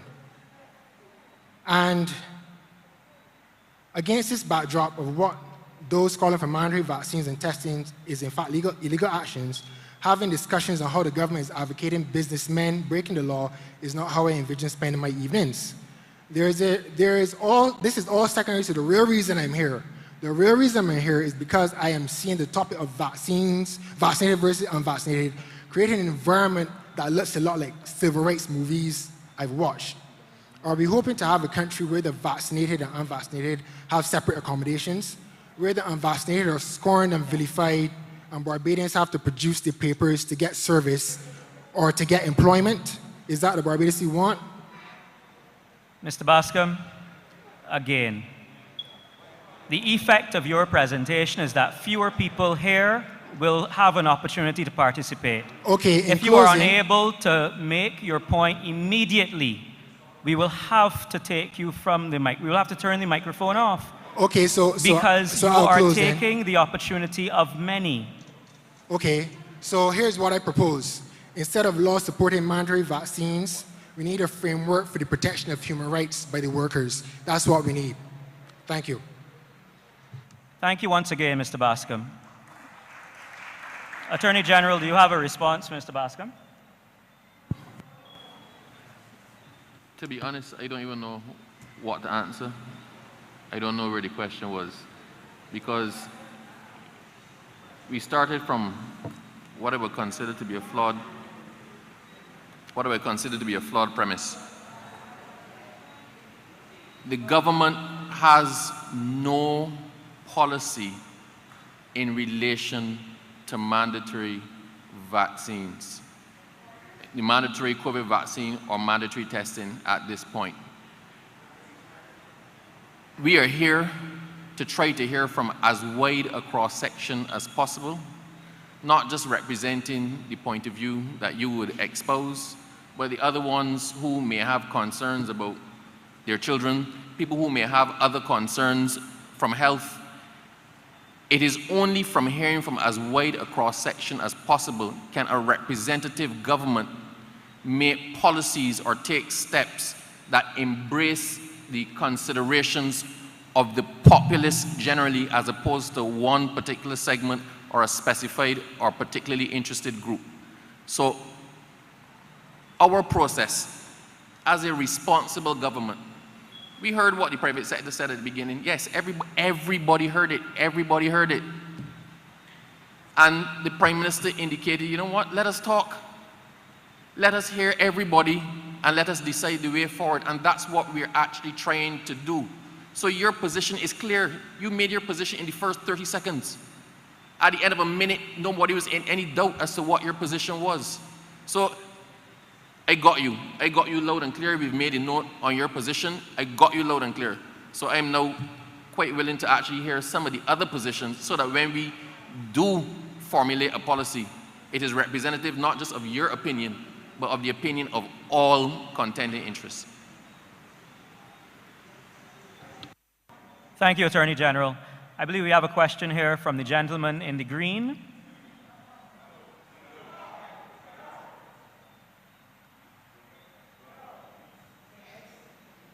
I believe the gentleman in green is giving away to you. Thank you kindly. Please go ahead. Good evening, esteemed panel, all who are here, and those who are online. My name is Winston Clark. I'm a member of the Barbados Concerned Citizens and the Steering Committee. All right, this town hall meeting was initiated so that we could look at mandatory vaccinations and testing objectively. There is the general opinion, and then this is in no disrespect to the panel, that some of the questions have been orchestrated. You're not stating that, I'm just telling you that that is what has been said on social media, okay? Hang on. Mr. Clark, no, Mr. Clark. I'm not going to go there. Mr. Clark, you went there. That is disrespectful to the panel. That is disrespectful to what we're trying to do. Because, no. Mr. Clark, it is entirely apparent that most of you in here are on the same page. We're not complaining. You can say what you have to say in the same way that Mr. Trotman fully had to say, and whoever else is going to get up and say what they have to say afterwards. You can say what you have to say, Mr. Clark, without going there. So please, I want to hear what you have to say, but please don't cast the proceedings of which you are a part into disrepute. I'm not doing that. I'm just telling you what was done on social media, okay? Anyway, I am aware that there are different opinions relative to this whole agenda, and that there will be some who will come and they will proselytize about how they found salvation in the vaccinations, etc., and how they should be dispersed to everybody. What I am going to state, however, is that until long-term efficacy has been finalized or conclusive, until these people here who have taken the vaccine or the experts have taken it for more than 18 months, then they can come and speak to me.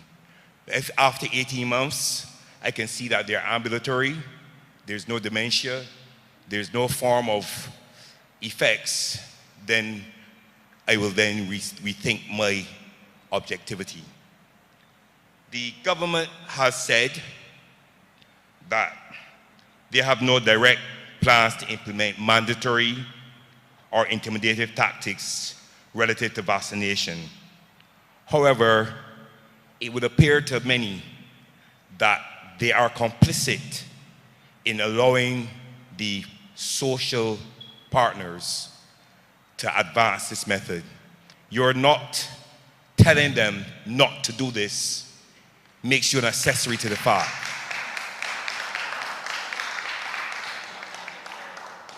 Now, Barbadians are primarily a cautious people, and when we go to shop for maybe appliances, like say a fridge or a stove, we try to ensure that if we want it for a long term, a long period, we receive a warranty. How do you expect us not to feel trepidation, apprehension, or be extremely cautious if the manufacturer has said that they cannot be held accountable if you give us this injection? I do not want to stay long. I'm just speaking objectively. I'm hoping that my little added addendum here would give you food for thought. I want some others to come on. Thank you very much. Thank you very much, Mr. Clark.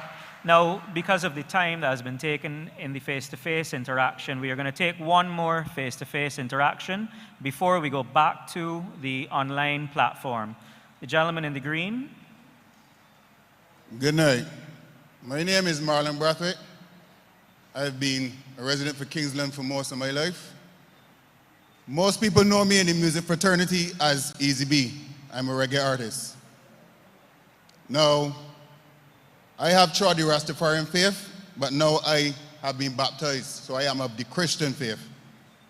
I come to speak from my heart, because everybody's speaking from a paper, but I'm speaking from here. Long before all of this, long before anything that people created to combat this virus, when I heard the vaccine was coming out, I had this feeling in my stomach. We call it a gut feeling. I'm feeling it right now in this moment I'm speaking to. And it was telling me, don't take it. It was sending a message to my brain saying, don't take it. So how can you all, I'm asking, how can you all convince me to go against my gut feeling and take this vaccine? That's all I have to say. Dr. Williams, would you like to respond on this? Certainly, sir. And I understand how gut feeling has a lot of influence on what we do and how we act and our health behaviors. But let me put an analogy to you, sir. If you were presenting to hospital today and you had pain in the lower right part of your abdomen, you go to the doctor and the doctor says to you, sir, I think you have appendicitis. Now, the surgery for appendicitis has the benefit in that we will be able to remove your appendix, clear out any pus, and treat you for appendicitis with antibiotics, and you could get well. But there are risks involved. So if you have this surgery, you have the risk of being put to sleep. You have the risk of having aspiration, which is you swallow your saliva. You have the risk of having infection. You have the risk of bleeding. But if you do not have the surgery for the appendicitis, you have the risk of this appendix rupturing. You have the risk of severe body infection. You have the risk of death. Medicine, the practice of medicine, our job as doctors, is to weigh the risk versus the benefit and to present you, which is the process when you go into hospital and have surgery, we present you with all of the facts. You have appendicitis, sir, our tests show that you have appendicitis. If you do nothing and you decide that you don't want the surgery, here is what is likely to happen. If you do something, the surgery can save your life and can give you antibiotics and bring you back to normal, but there are risks involved. And we present to you the fair choices Now, you can choose, you can say, my gut feeling is telling me not to take this surgery, right? But there are consequences to that choice. There are consequences to making that choice. What we as doctors do is we give you the facts, we give you the evidence, we show you that people have survived using this before, and that the surgery that we do is safe. But we cannot say that for you, every single risk is removed, because when you present to surgery now, you are different from John Brown and Mary Joseph, etc. But you have to weigh the evidence. You have to look at the practicality of if you do nothing and your appendix ruptures, you have a much greater risk of dying. So let's bring it back to vaccination now and medication, etc. Okay? When you have a vaccine in the market, a vaccine, and this is also to address Mr. Clark, a vaccine is not like a drug that you take every day. If you remember from the last town hall meeting, I said that what a vaccine does is it primes your immune system to fight against the virus. It primes your immune system to recognize when the virus attacks you, that you are ready to have a high immune response by production of something called antibodies, which neutralizes the effect of the virus. That's what a vaccine does. So vaccines are not made to stay in your body and accumulate day after day. And that's why Dr. Landis said that, you know, if there were going to be major side effects of the vaccine, this is 18 months roughly, right? And a little more that we have been giving these vaccines. And we would have seen in the 1 billion people vaccinated already in the world, some of the major side effects. So when we say that vaccines are safe, we are saying that not only based on the evidence of the phase 1, 2, and 3 clinical trials that went before, but we're also saying it based on the evidence that is real-world evidence on a day-to-day basis. So just like the surgery, we give you the facts. You can do nothing. Here is your risk. Or you can do something that mitigates that risk and gives you a better chance of survival. And not only your risk, your individual risk, but also the society as a whole. Because the longer we have a largely unvaccinated population, the more the virus gets to pass between people, and the greater the risk of that virus continuing to mutate even in our population in such a way that it may even develop new or accumulate new mutations within our population. So yes, we have rights. We all have rights. And no one wants to infringe our rights. But rights come with responsibilities. We don't live on an island. I mean, well, we do live on an island, but we don't live all to ourselves. We live in a society. And my responsibility is not only to be vaccinated for myself, but to also to help those who cannot be vaccinated in society, and to help those who are not yet at that stage where they can be vaccinated, like the children, the younger children, etc. So the more people we have that take the vaccine, the less the virus is transmitted within our society, and the less those who cannot take the vaccine will have the risk of getting ill and dying. So risk, benefit, that's what we do. That's what the medical profession is about. And we present the facts to you. What you do with the facts is up to you. And I hope that you will mull over some of the things that you heard today. Thank you. Thank you, Dr. Williams. I believe Dr. Corey Ford, who is online with us, had a response he wished to make to you, Mr. Bascom, as well. Yes, thank you. Good evening, everyone, again. I hope my mic is very clear. I'd like to thank Mr. Bascom for his question. I think I just don't want to mull over that and let it go. I think he made some very, very strong comments. when he made the comment certainly about information which was given in terms of persons who are vaccinated and there was a worry about the period for vaccinations. In that short period of time, I was able to get my team to crunch the numbers for me. So here we go. So in terms of our facilities for persons who are fully vaccinated, there were 115 persons between the time I just started the vaccine. 115 people were presented, and they presented asymptomatically. 58 were presenting symptomatically. So that number obviously is a smaller number. If you check now for those who were partially vaccinated, both between those who were asymptomatic were 40, those who were symptomatic were 55. So that gives, if you look at that particular proportion, for those persons who were fully vaccinated, those who remain asymptomatic were 66%, and those who were symptomatic were 34%. Interestingly enough, it actually follows quite well with international data. For those who were had partial vaccination, they were 42% asymptomatic and 58% symptomatic. I'm going to draw conclusions at the end. And for those who were unvaccinated, there were a total of 440 persons, 484 were symptomatic, and 440 were asymptomatic.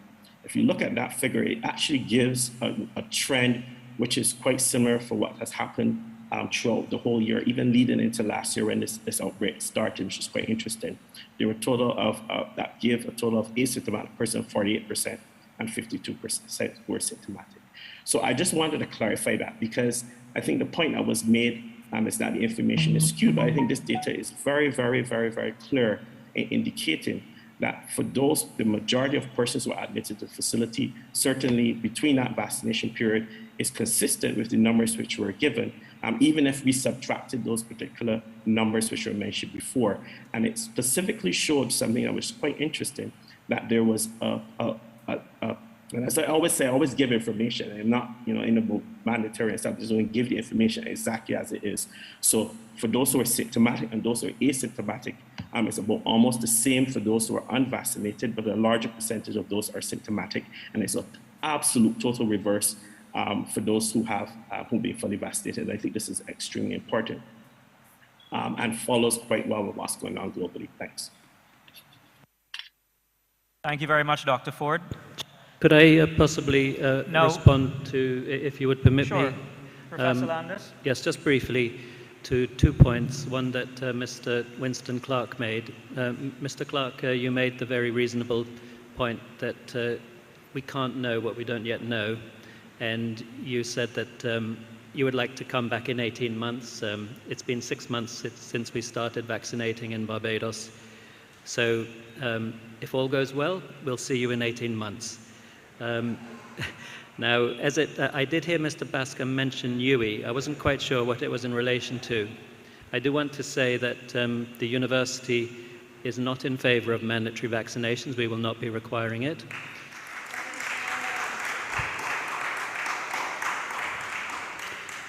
But we're going to make the vaccine available to our students and our staff.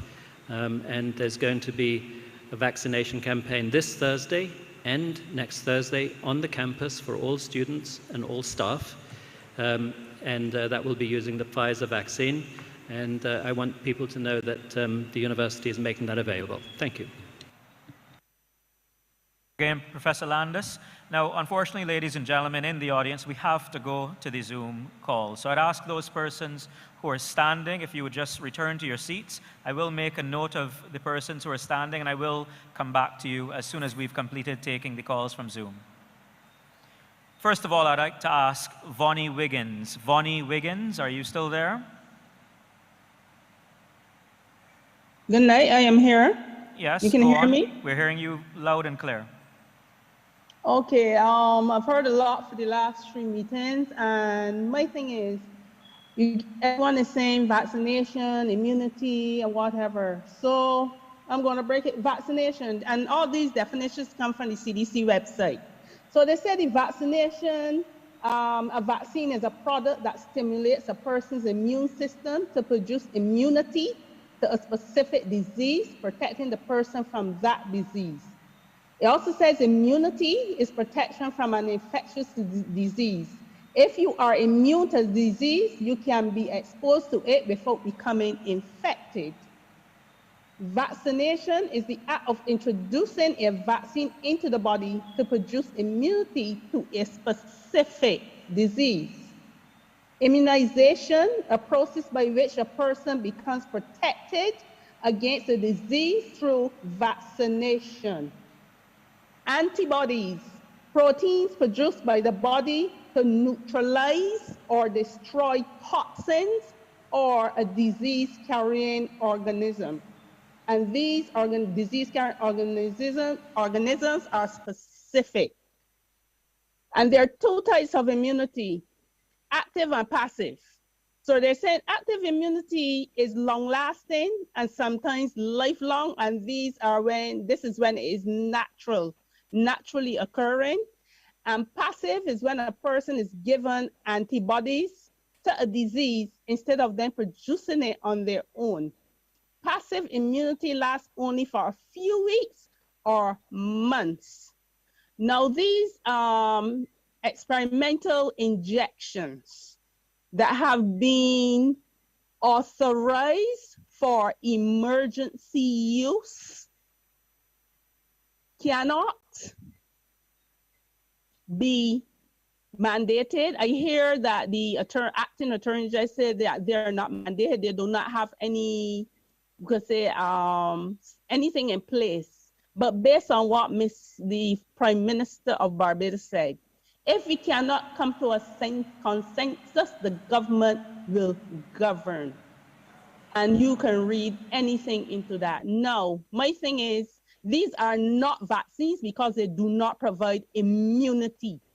They do not stop you from catching the virus. So as far as I'm concerned, they are not vaccines. They are vaccines, but they were approved as vaccines under the Health Act so that people would not be reluctant to take them. My next thing is PCR. I heard the Dr. Williams said that PCR cycle, the cycle we are using, is 40, 35 to 40. And I'm saying, why are you using 35 to 40? Dr. Fauci said, and let me quote you what he said about PCR testing. He said, if you're using a cycle from 35 and up, the chances of it being replication and competent are minuscule. You almost never can culture virus from such a cycle. It is just dead nuclei, period. It is useless and misleading. The PCR test was also approved under emergency use.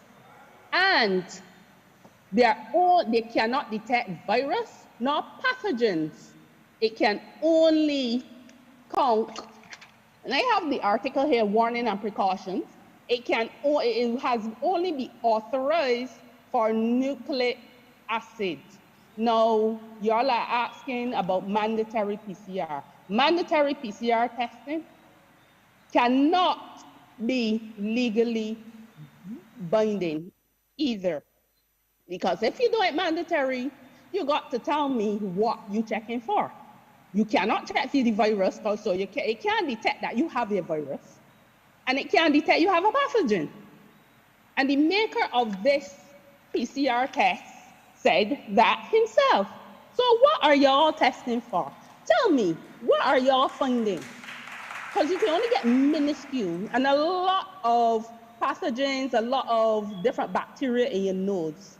So tell me, do not waste Barbadians' time trying to get PCR done and trying to get this vaccine in herd immunity, because as we can see, all of the countries who have high vaccinations, they start to spike again with people that are already vaccinated, infecting the vaccinated and the unvaccinated with the virus.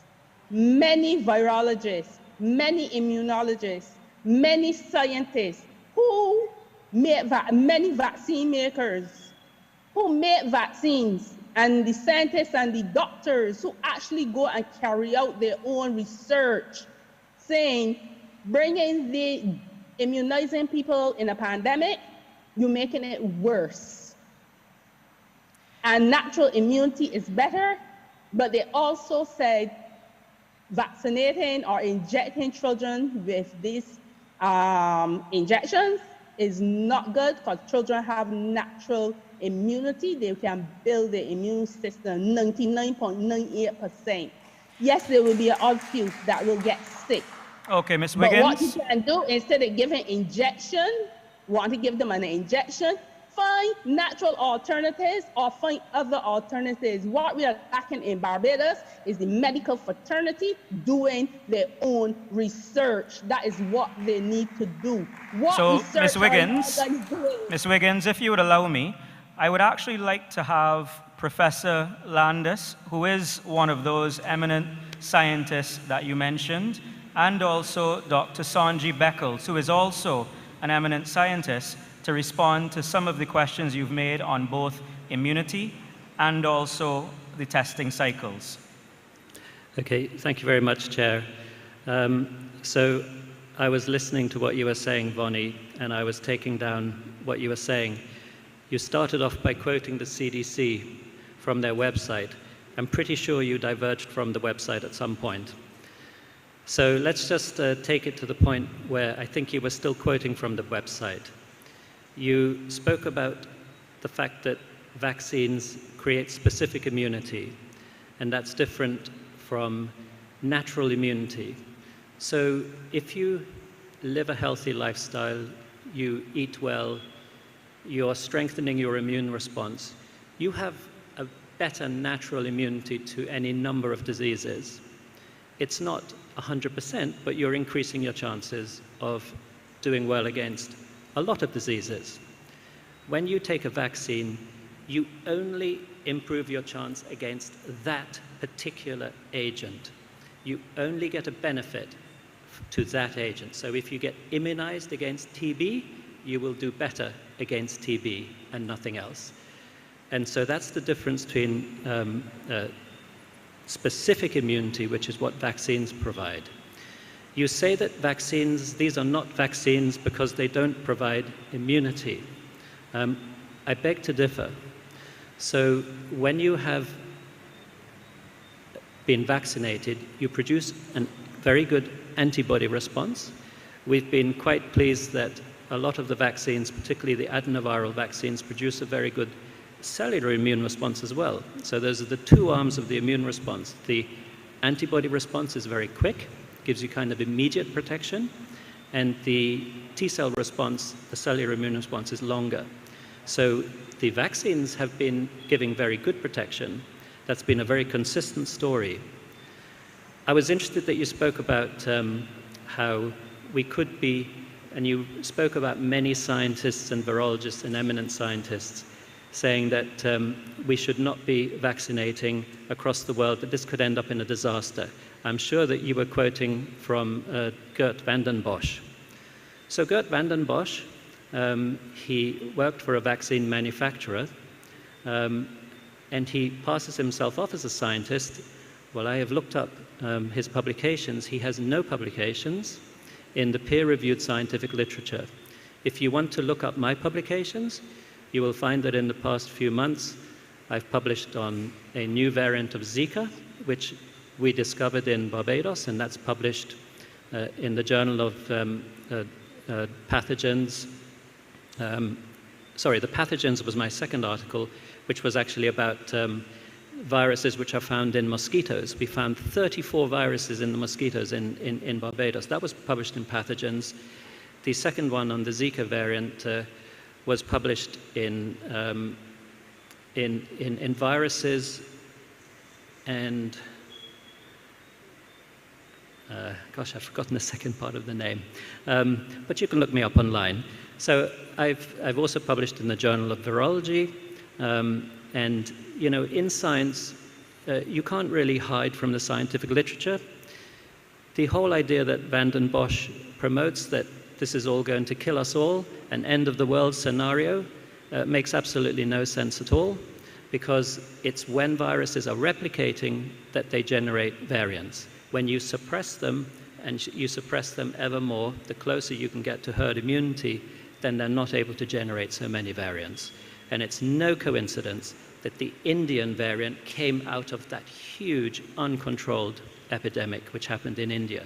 Those are the conditions that create the variants.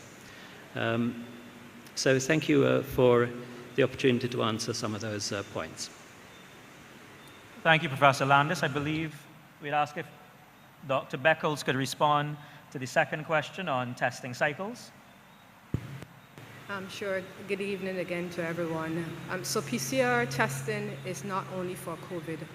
PCR testing, the technique of PCR testing is used to identify a lot of other conditions, including things that we are very well aware of, such as chikungunya, dengue, HIV, a whole lot of other conditions as well. So it's not specific to say it's only PCR testing for COVID. The advantage, however, of using PCR testing is we speak a lot about the immune response, but the immune response takes time.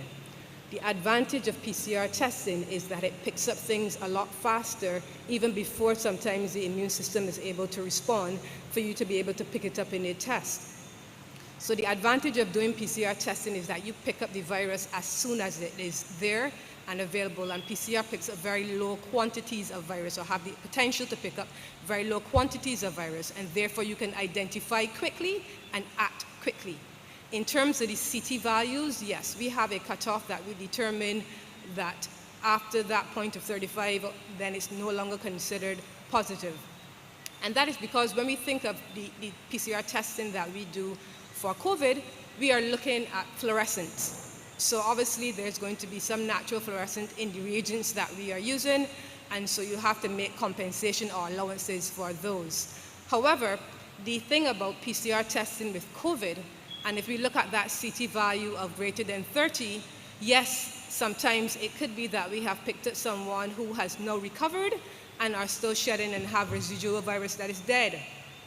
It may also mean at 35 that you are now becoming ill, and we have seen in several persons who had a first test and came up at 35, when we gave the body more time and we retested them, it came all the way down to 16. And just so you can understand what that scale means, the higher you are, you may be closer to being considered negative. The closer you are to 0, the more infectious, the more virus is circulating in your body. So yes, that is why even in our own setting, if we identify anyone at the lab and it's more than the CT value of 30, Dr. Ford and his team do an assessment. They evaluate what is going on with the person based on symptoms, not only just a test number. They look at what is going on with the person and make a decision on that.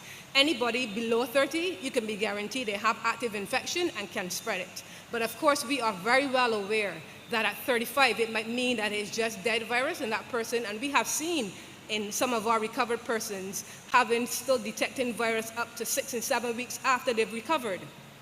And that was a learning lesson for us very early in the epidemic last year. So we know when we have high CT values above 30, it may mean that the person has already recovered and just have residual virus.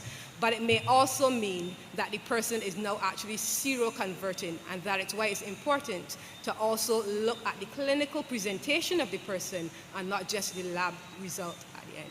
So I hope that clears up a little bit about what PCR testing is about. Thank you again, Dr. Beckles. I believe Dr. Corey Ford is online and he wishes to make an intervention here.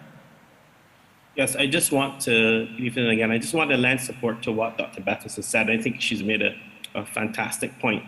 When persons are sent to us at Harson's Point, in terms of that value that we see on the machine, it's not just a matter of they're positive for COVID. What we often do is to try to figure out, is this new disease or old disease? We have seen it too often. If we got to a point, I mean, there's some comments about 35, etc., but I think it needs to be taken into context. There have been some people who have come with values of 35, and then they develop symptoms later. When you repeat as we do the evaluation and repeat their values, they actually fall, meaning they're becoming more positive, which means they have more virus and they're able to spread. Just imagine that we send those persons back into the community, into their households. They can infect their family and their parents, etc. So it's not just, I just want you to just look at numbers. As she said quite correctly, is that those values have to be used in terms of the clinical context. And this is why very early on sometimes you hear us say there were 12 persons, but 3 persons were sent for assessment. And that's exactly what we're trying to do, to figure out if it's old or new disease.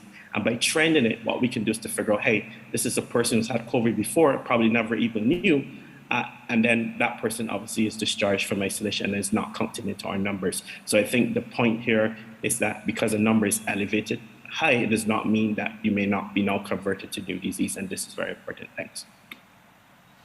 Thanks again, Dr. Ford. Another question coming in from the BGIS, the Barbados Government Information Service Facebook page, from Wayne Hoyt is, will the Ministry of Health and Wellness move to have a medical officer explain or break down the daily COVID-19 data, new COVID-19 information and trends, vaccination statistics, and any other medical information to the public on a daily basis or with some regular frequency?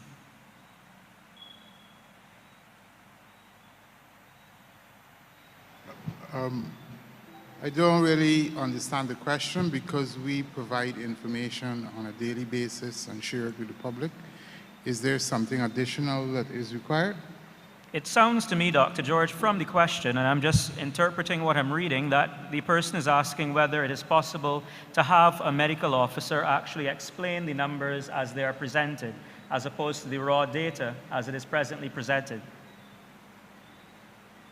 This is something we are certainly willing to look at.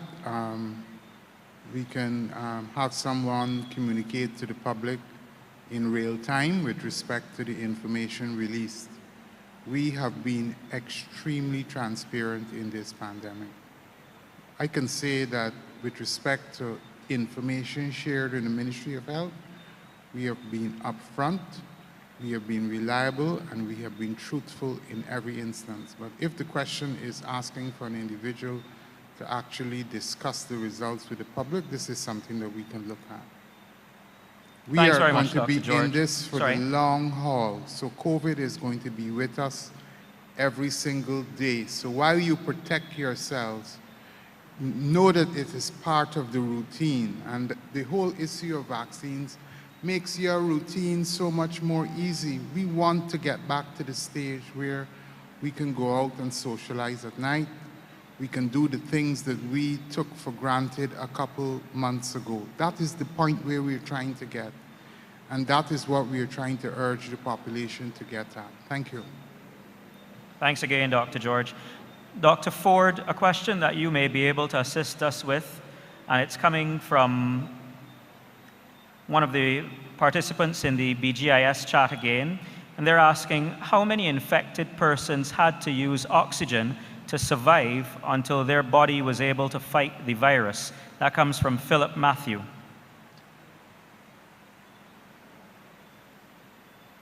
Like I always tell the public, thanks for the question. I'm Philip, I'm Sir Matthews. I don't have that actual information on me, but I can tell you from our data in terms of vaccinated persons and unvaccinated individuals. I gave some data a couple of weeks ago on this, and that has not changed to this point in terms of those who are vaccinated and ended up on having the need for oxygen. So to date, over the last couple of months, we've only seen one individual, as I mentioned before previously, who's actually ended up in our primary isolation area, actually requiring oxygen therapy. And I think this is a very important point. But the issue in that particular individual, as I keep saying all the time, is that individual also has some other underlying conditions. I think we've learned something about the vaccine without disclosing that information of the patient. And that is, yes, it is indeed effective, but in a certain class or type of individuals, people have immune deficiencies, or they may have other conditions which can impair the activity of the vaccine. Sometimes there can be a challenge in that area. I think we also need to remember vaccines are not 100% efficient, and I think we need to understand that as well, if we be frankly honest. But they're 97% efficient is more than effective to achieve what we want to achieve in terms of vaccinations. Thanks again, Dr. Ford. I must say, if you give me one more chance, I forgot to say very important, that individual is now at home with their families. That speaks to the efficacy and efficiency of vaccinations. Thanks. And we're thankful for that, Dr. Ford. Ladies and gentlemen, we're going to transition back to the audience here within the hall. We do have the individuals in order who have presented themselves. We're going to call first on the lady in the striped shirt. Would you kindly state your name again for us? And ladies and gentlemen, I must remind you that because of the practice of social distancing, we're asking those persons who will be coming to the microphone to please remain seated, or if there is an empty chair near the microphone, to approach by being seated in that chair. But we would ask you to please practice good social distancing. Ma'am? Good evening. I am Judy Ford. Thank you, ma'am. Go on. Yeah, good evening to Prime Minister and the panel and the interested Barbadians. Now, I have one very short comment and one very short question. My first comment is that I refuse to get involved in coming to these town hall meetings. And the reason, because the panel is all on the same page. There's no dissenting voices, and that is not, I would not want to sit and listen to that, because everybody is saying the same thing. I'm learning nothing. Anyway, when I was small, we were about 13 or 14 grandchildren, and we would all congregate at my grandmother's house. My maternal grandmother and my paternal grandmother lived close, and there were about 14 of us. And sometimes we would, like children, get into something wicked or not right. And if my grandmother called us and all of us are on the same page, we all got lashes because she said we were lying. Secondly, today I decided to come to this meeting because I read the Nation's editorial this morning. I was very disappointed that I noticed all kinds of agencies, education, whatever, and other agencies being involved in the decision for vaccines for children. No parent, no mother who carried that child to the umbilical cord for 9 months, or the father, are involved in that decision making. And I'm suggesting that if the parent should be involved because the children cannot give consent. So if the parent maybe they took the vaccine or refusing to take it, they should have a say on whether their children are vaccinated, not agencies. My question, can you speak to the use of ethylene oxide, a medically proven cause of various cancers that is used as a sterilizing agent on these nasal swabs? Dr. Ford.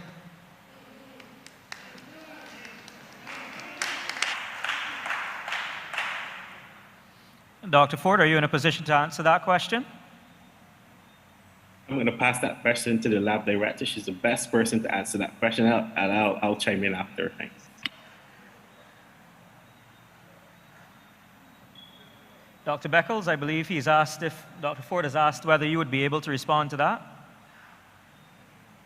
I can, from my knowledge, we do not apply any ethylene oxide to swabs. Apologies. From my knowledge, we do not apply any ethylene oxide to swabs. The swabs are bought, prepackaged, and sterilized. We do not add anything to swabs. We do not use ethylene oxide. We're not suggesting that that's what you're adding. From my limited knowledge, I'm asking, or you tell me, if it's the ethylene oxide is used on the swabs. I'm not saying you add it. It may come with it. I don't know. No, ma'am. From the manufacturers? No. You don't know. So who knows? Who can answer? I believe Dr. Ford wanted to come in now.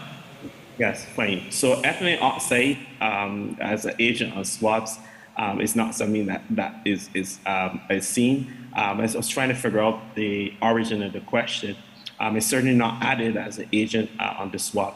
And I'm not sure where exactly you're taking the question, but certainly I can say that without any to clarify exactly what you're saying as an agent. Of course, I would say this, and this is why I chose to let the lab director answer, not because I didn't know the answer. I chose to let her answer because there are many different types of swabs from many different types of countries across the globe, and I wanted her to speak specifically because she'll be able to tell you exactly the types of swabs that we use in Barbados and therefore the context of those particular swabs. That's why I diverted to her. Thank you. So who did you suggest would be able to tell me?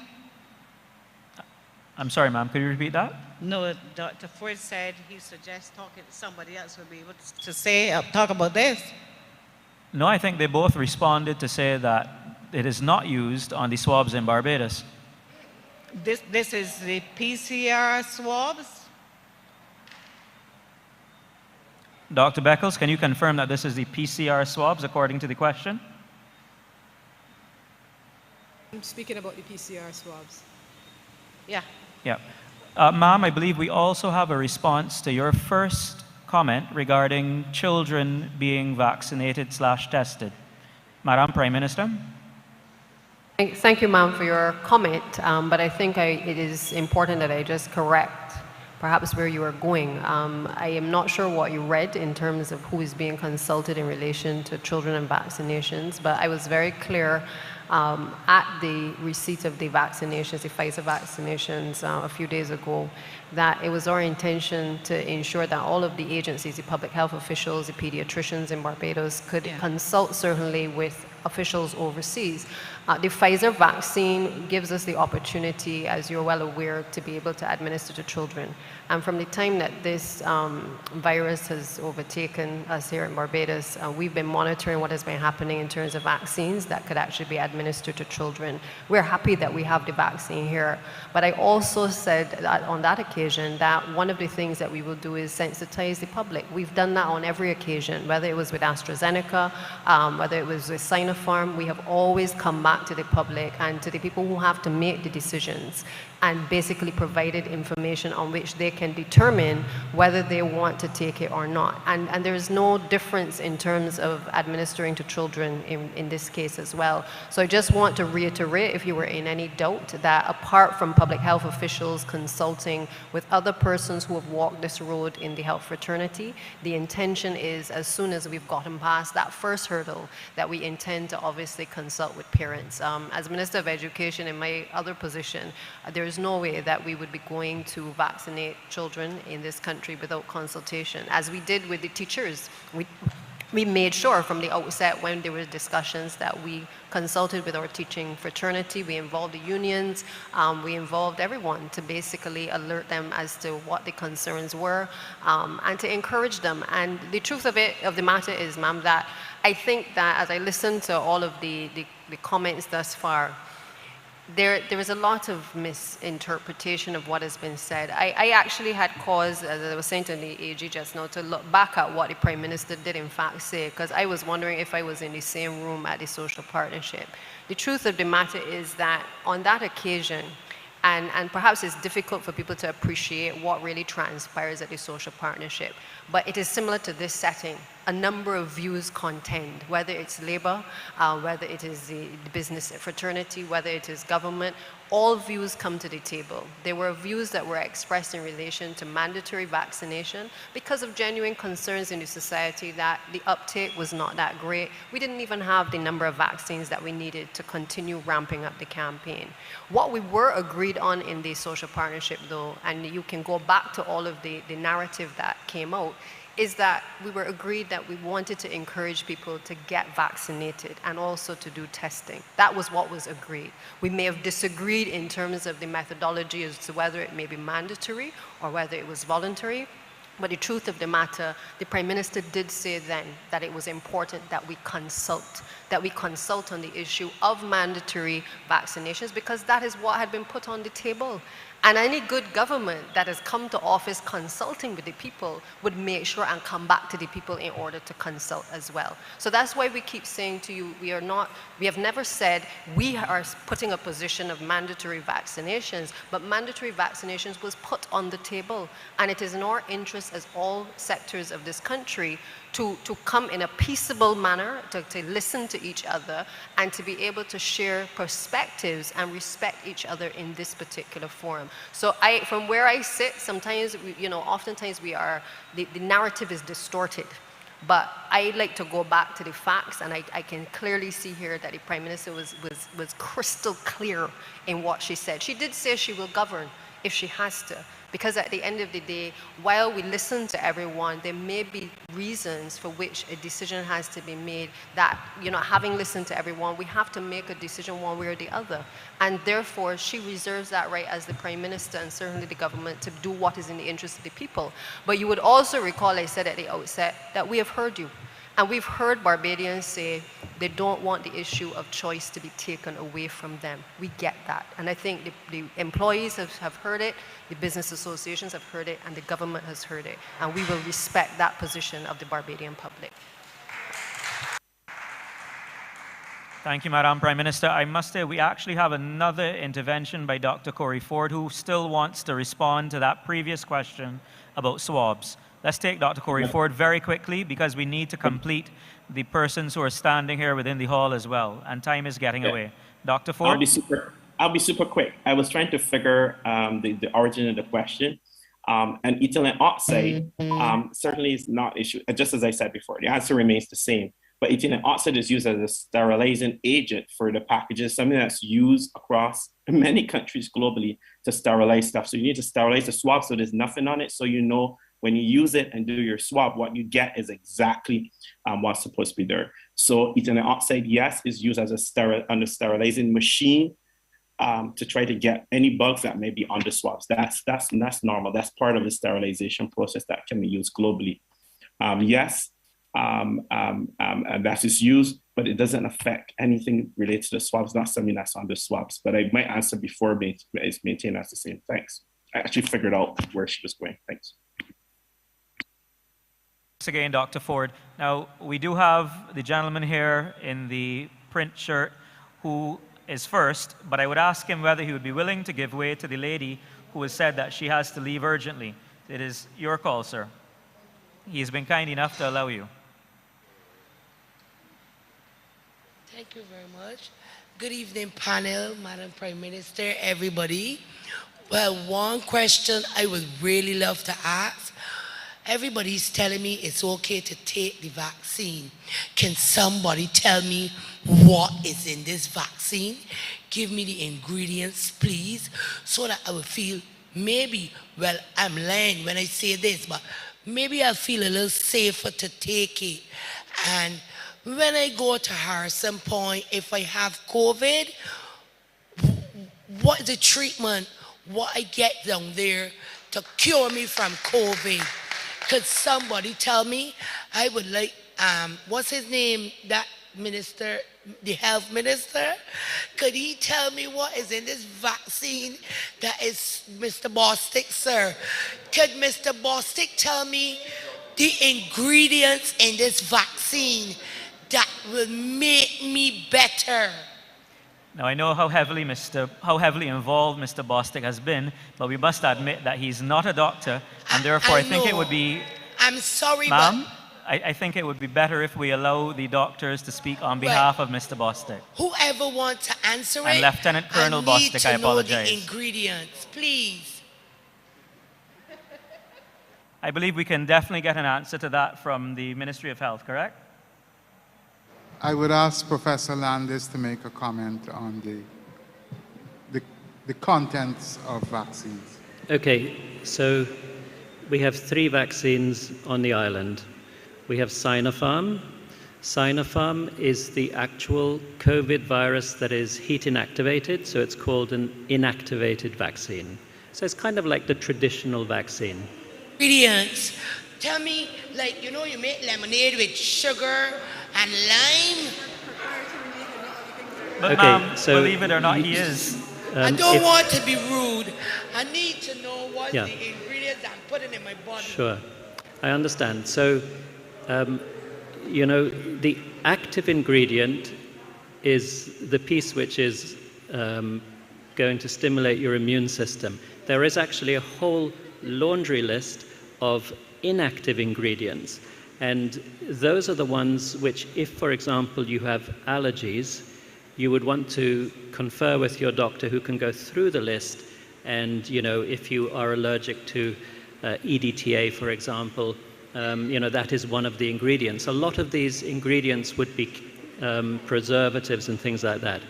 And so if you're concerned, that you might have an allergic response to some of the inactive ingredients, then you would want to go to your physicians and they can go through it. Usually, these inactive ingredients are the same as those you would have had as a child with any of the other vaccines. They're just preservatives.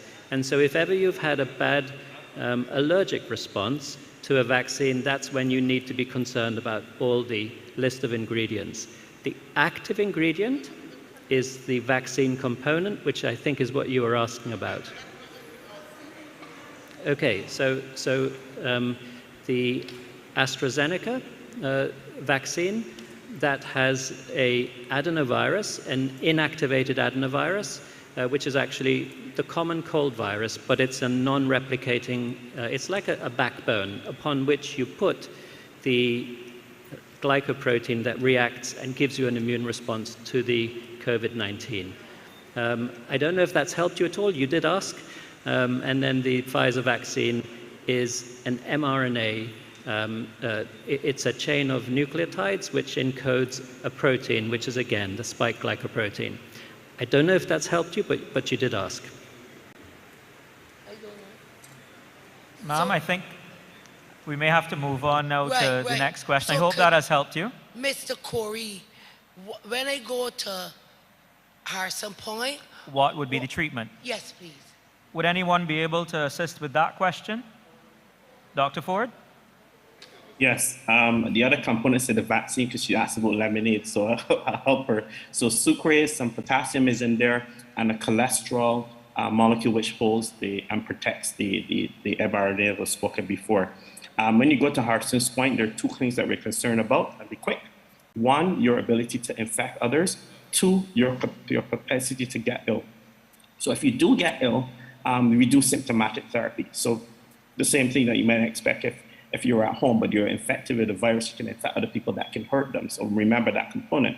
If you do get ill, some of the management that has been used is based on international standards, will include things like steroids therapy. There's enough evidence for that, and some immune modulatory agents, and we've had great success with that. I think in Barbados, we've done well in terms of early identifying people who would have got into trouble. They came and they were well, and then they got extremely ill, and we were able to implement some of those issues to get people better. So I need you to bear that in mind. So it's not only about giving you a drug to get rid of COVID, for example. There's no viral agents that we know will do that at this particular point, to be frankly honest. But what we do is identify you at that point where you might get ill. And this is why many Barbadians have survived passing through Harrison's Point. Thank you.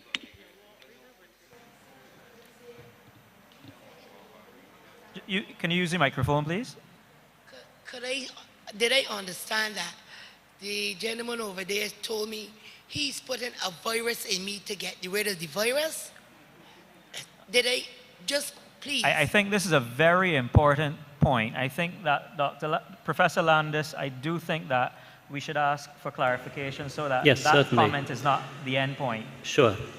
Okay, so traditional virus vaccines, which we would have had in childhood, so for example the MMR, those would be actual viruses which are inactivated. They're heat-killed, so they cannot infect you, but the virus is there to train the immune system. And one of the vaccines, the Sinopharm, is one of those. It's kind of what we would call a traditional heat-killed vaccine. The others do not have any virus in them. They simply have the coding ingredient for the spike protein. So they are inherently safe because there is no virus in them at all. What is spike protein and what is the COVID ingredient? Sure. If you've seen a picture of this particular coronavirus, it's called corona because it has these coronets, these spikes on it. And one of those coronets is the spike glycoprotein. So it's the bit that the immune system sees. They put that into me. Okay, ma'am, no, we've really allowed you a number of opportunities here, but what I would recommend, if you really do not have to rush off, is that you wait a short while and engage with one of the staff here, one of the panelists here, and allow them to explain it further, because it is a worthwhile question you're asking. Be happy to speak with you. may I ask the gentleman in the patterned shirt if he would now make his remarks? Yes. Thank you, Mr. Chair. My name is Buddy Aaron Laria, and I welcome this opportunity to speak to Barbadians and by extension. Sorry, Mr. Laria, sorry to cross you, but we would just ask, could you lower the microphone slightly? Because we're not hearing you very clearly. Thank you very much, sir. Yes. That's better? Yes, that's much better. Thank you. Yes, my name is Buddy Aaron Laria, and I welcome this opportunity to speak to Barbadians and by extension, black people generally, on the subject matter of the COVID virus, which became topical last year when it was promoted as a deadly disease that will affect people worldwide, and was declared a pandemic. There are two perspectives to the debate, and we are addressing only one. I would like your permission to put on another side. Sir, I'm sorry, but at this point in time in the evening, I understand. You will have to be very succinct. You will have to be harshly succinct. I came with that understanding. Thank you. Yes. But this is who I am. I am a race-first Pan-Africanist and co-founder of the National Non-Governmental Organization. I am a human rights and social rights advocate and have been a student of racism since 1977. My specialized area of research and activism is racism and mental health. Therefore, I have one question to ask the panel, and will also ask your indulgence to present this paper to the head tables. Sir, if you will present it in its written form, we would gladly take it from you. But if you wish to present it in its oral form, then I unfortunately will not be able to accommodate you this evening. I said I can't prepare for that. Okay, so I will present it to you.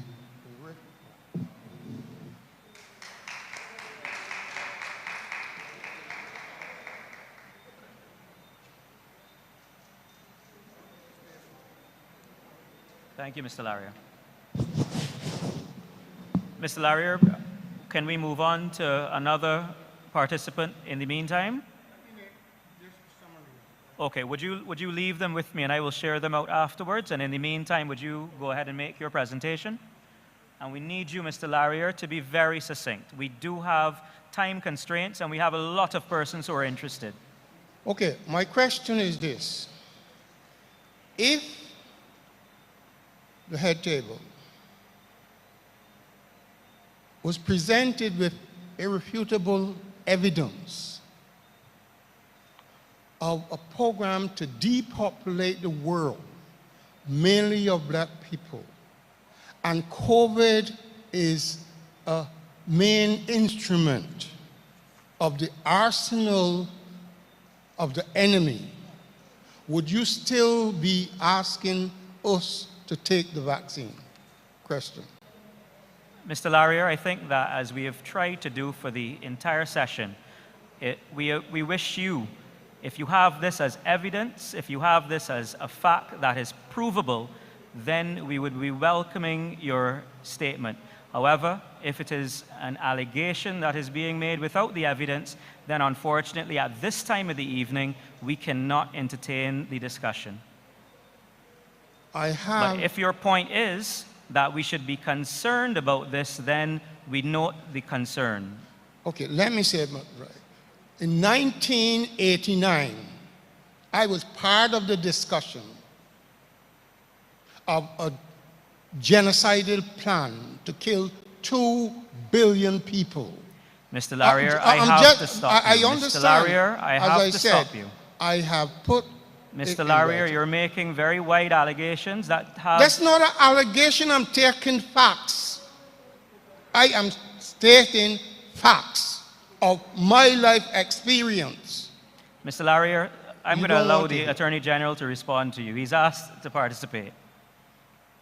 Mr. Larrier, I can guarantee you, if you write your contact information on the back of this, I will read what you've put up, and I will respond to you. Just please write your contact information there. Thank you very much, Mr. Larry. I appreciate your consideration. Now, we have in the back the gentleman with the cap on, and then also the gentleman in the gray. And I see your hand, ma'am, but unfortunately, we also have a man here in the pink who has been waiting before. So in that order, please. Testing. Good night. My name is Andre Gill. I'm a concerned citizen. Now, from the beginning of the pandemic, I was observing a lot of things being said on the internet. And I realized that a lot of the people in the press conferences would have belittled a lot of what was said through the social media lines. And I would have heard about them being listed as fake news, conspiracy theories, you know, the whole lot. And I just want to put a point here. For the people who are watching this on Zoom, Facebook, and whatever other social platform, it would be hypocritical to say misinformation is coming through social media, because this is also being broadcast through social media. So I just want to say a lot of credible information has come through the lines of social media from doctors, qualified doctors, Nobel Prize winners, all class of people. And it is up to the individuals to research the qualifications of said persons and take the information however they see fit. So that's just a side point. My main issue is, I've been hearing a lot of people push the vaccine, and the main defense against any virus before 1886, when vaccines were formulated and presented to the world. I remember Dr. Clyde was talking about thousands of years, right? So before the monks were observed using this technology, it was only obscured to that population. In 1886, vaccine technology was then presented to the world as a whole. Now, before that time period, we would have relied on what we call natural immunity. Now, over the course of this pandemic, I was reviewing many scientific journals, from the Lancet to Cell to Nature. Now, I got enough education from the Ministry of Education, you know, so eloquently provided me from primary to secondary, but I can read and I can understand. And what I realize is this: when you read the information presented by these experts, and I know the doctors know what the Lancet journal is, there are studies showing that immunity from the virus, original SARS-CoV-1 virus, which the doctor pointed out in 2003, there's cross-immunity to the SARS-CoV-2 virus. This is information that is present for doctors to review. And it is also one of the reasons many other doctors and many other papers are saying for the asymptomatic rate that is present in society. So if we look at the asymptomatic rate since last year, before a vaccine was available, it was above 80% in those who were infected. Now, we got a vaccine here, which is AstraZeneca, which is 62% effective. So why don't we come and say, well, all right, natural immunity is actually giving you asymptomatic, which we will say no disease or no severe disease, no presence of disease, and natural immunity is factoring also in the public quest for population immunity. I don't like the word herd immunity. So listening to the CMO on the press conferences, he said from December last year, we would have had we would have had community spread. Community spread, he said, was the inability to trace where or who has passed the infection. Am I correct? So from in 2020, December, we had community spread of an asymptomatic virus, which means it's going undetected throughout the communities, and we all could be serious. All Bajans are coming to get tested. We know that. So my question to the panel is, what measures are in place for those individuals who would have acquired natural immunity to the virus?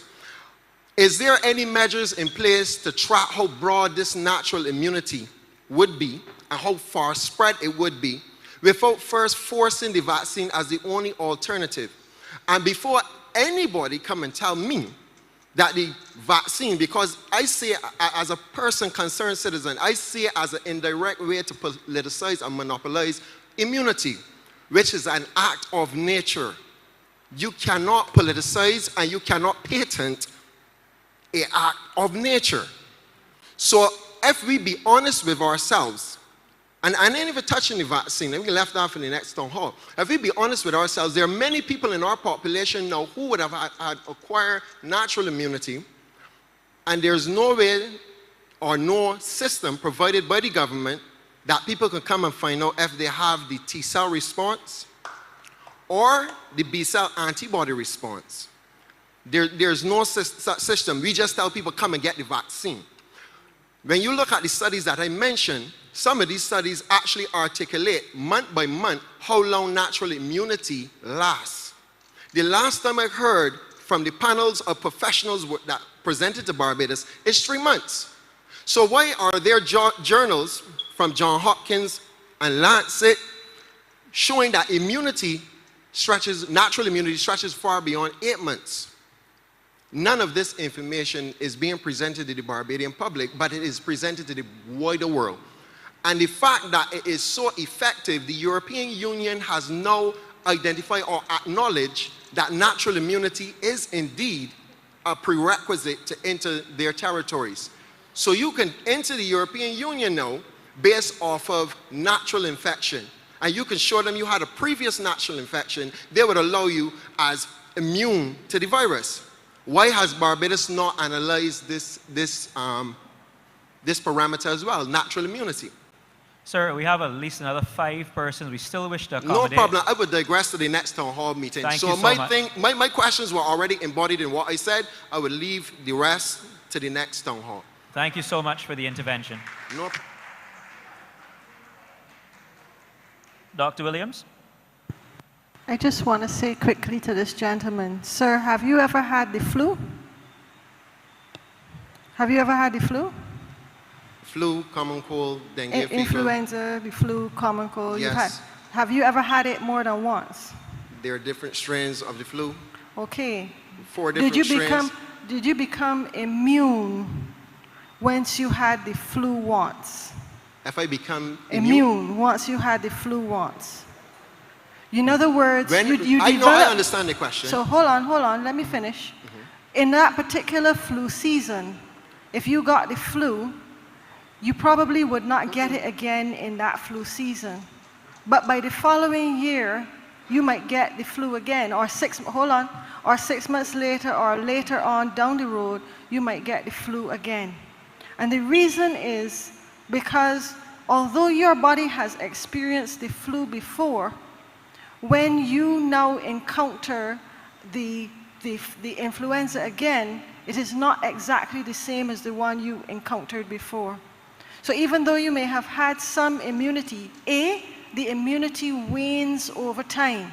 So your immunity wanes over time. How much time it takes for our immunity to wane against COVID completely, we are still studying that. We're still looking at how long that immunity lasts. Hold on, let me finish. You spoke, I'm speaking. Okay? And the second part of that is that while you are waning from the immunity of the variant that you experience, other variants are coming into the space to which you have not developed immunity. So what we found is that people who were initially infected with what we call the original strain that came out of China back in early in 2020, they also went on to get COVID sometimes more than one time. So their immunity, which they had to the original variant, waned, and they became susceptible and were infected again. So now we have cases where people have had COVID more than once. Now, if we all decided to let you know, no vaccine, no protection, no nothing, and we just did what we wanted and let people develop natural immunity, we would have an unacceptable number of deaths. Remember what I talked about? 5 to 7% of the population becoming seriously ill or hospitalized? Well, that would overwhelm our healthcare system. And not only would we get deaths from COVID, but then you would get deaths from all the other things indirectly, because we would not have the resources to treat the day-to-day things that normally we should be able to prevent from death. And as I told you before, death is not the only end point. So if we just let it go to natural immunity and say, well, everyone just develop immunity, we would have an unacceptable number of people who were hospitalized, ill, and die, and also a number of people who die from other causes as well. Now, you asked me a question. Could I respond? Now, when you look at natural immunity, you are offering a vaccine, right? A vaccine is supposed to simulate. I heard somebody said earlier, it teaches. No, it does not. It simulates an infection, correct? So the vaccine simulates an infection so that the body No, can... sir, sorry, I have to stop you there. Vaccines don't stimulate an infection. I said simulate. Oh, simulate an infection. Forgive my diction. Right. Yes, simulate. But so... Hold on. I have to stop you again. What the vaccine is doing is it's priming your immune system to produce what we call an adaptive immune response. So if we put a part of the virus into you, or we put the whole inactivated virus into you, it stimulates your immune system so that when you meet the actual virus, you can then have a strong immune response to it. What we have found is, especially with these mRNA vaccines, we can stimulate an even stronger immune response in your body than when you encounter the virus by itself and have your natural immunity. That is why people who had COVID-19, we recommended that there is a period of time and then they be vaccinated as well. So even people who have had the disease receive the vaccine, because the vaccine gives a stronger overall response than having the actual infection itself. Dr. Williams, hold a second. Sir, I didn't get to answer the question. Sir, we're she cut me well off from past answering closing her time, and we now have still 5 other persons who wish to participate. All right, I will ask you to, I'm not stopping you yet. I'm asking you to please bring your point to a conclusion so that we can go to the others. Mr. Moderator, she answered the question. And this is what I'm saying. If you're going to tell me you're going to take 1 point of identification off of a virus, put the mRNA, not the actual protein, the mRNA, this is the genetic material of the virus, for that one spike, which is only one part of the virus that the body will identify, and you can inject that into a person and you can get better immunity than your body identifying all points of identifiable points of contact. That is ludicrous. That is ludicrous. When I have done the research, natural immunity is non-specific. It does not only identify the spike protein of the virus, it identifies the class of virus. And that's why I quoted the Lancet earlier when they said cross immunity. When you have a virus from 2003 that is 20% different, if we talk about variant, 20% different, and the body is still recognizing it from the T-cell standpoint. So that is my point. You cannot say natural immunity will wane over time when the body's T-cell immunity is still active after 17 years. Okay, sir. Sir, again, like I mentioned before, I would encourage you to stay behind afterwards and engage Dr. Williams, who I'm sure would be happy, and Professor Landis, to have a discussion with you on the immunological aspects of this virus. I think now we had actually said that the gentleman in pink was next. Sorry, no, the gentleman in gray. I thought you had actually said the other gentleman had asked your question. I apologize. Yeah, my name is... And sorry, before you continue, ladies and gentlemen, unfortunately, we're well past the time for closing. So I must share with you now what is the running order, and then we have to bring, unfortunately though, we have to bring the session to an end. We're taking this question from the gentleman in gray, the gentleman standing at the microphone in the beige shirt, the gentleman in the pink shirt seated, the gentleman in the black shirt jack seated, and the lady in the back in the white and pink shirt. Unfortunately, at that point in time, we will have to bring the session to an end. Sir? Thank you. My name is Michael Lowe. Actually, I thought that the gentleman before me had the same questions I had and same concerns that I have. We are seeking to alienate a group of people who do not want to have the vaccine, but we are not recognizing that there is more ammunition that we can use in this war that we are fighting. Research which he would have been mentioning is saying that before this novel coronavirus came out, there were T cells in human bodies, Germany and France, different places, which had recognized the virus and was able to create an immune response. Therefore, if this is a means of defending the island, then I'm wondering what, as he asks, what provisions are we do we have where we can go about to test persons to see if they already have T-cell responses inside of their blood, to be able to see what advantages this may be able to pose for us in terms of being able to combat the virus and being able to target persons who don't need a vaccine because they already have an immune response. Secondly, I agree with him that research is showing that natural immune response is stronger. It may not have the antibody response that the vaccine has. It may not have a stronger response as the antibody response, but it does have T-cell, B-cell, more other responses that some of the vaccines will not have.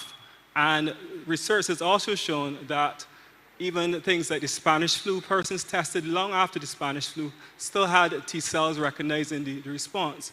So therefore, I think it's an important question that going forward, if we can consider that perhaps a bigger percentage of our population has already had natural immunity, and therefore we may be able to relax further certain provisions and going forward.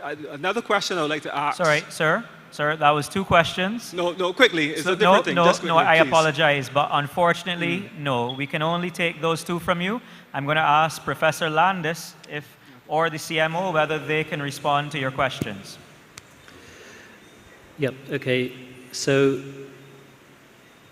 the question is due to, and I think the previous questioner as well, due to the assumption that there's been asymptomatic spread, is there a certain amount of naturally acquired immunity? And in this forum, we've been mixing two terms. Naturally acquired immunity, meaning from an infection, and natural immunity, which comes from living a healthy life, eating pro-immune foods, sleeping well, resting, etc. So we have not measured the antibody level in our population, but we can make some pretty good guesses. One thing I want, if you remember one thing from today's information, please remember this. We've been very lucky in the Caribbean thus far. If you compare the rate of cases and deaths per population, so you're able to compare small countries, large countries, and regions, the Caribbean has done very well. And we have had about 1/10 of the number of deaths per capita compared to the USA and compared to South America. So we have been very lucky. And in the USA, in places where there's been high rates of infection, your naturally acquired immunity would normally be around 15%, 1-5. So here in Barbados, it would be minuscule. There is no way that we can relax by thinking that we're somehow maybe like Manaus in Brazil, where 70% of people have been naturally exposed. Fortunately, we have not been naturally exposed. That's why we haven't seen death on an industrial scale here, and I'm so grateful for it. Sir, I apologize, but we cannot allow for follow-on. Okay? Speak In afterwards. debate, sir? Speak afterwards. Good evening. My name is Audie Niles. Good evening to the panel. I can stay here and speak to, I would like to engage the medical personnel who form the panel, but I choose not to. I prefer to speak on a different slant, if you may. There is an issue, we have the worldwide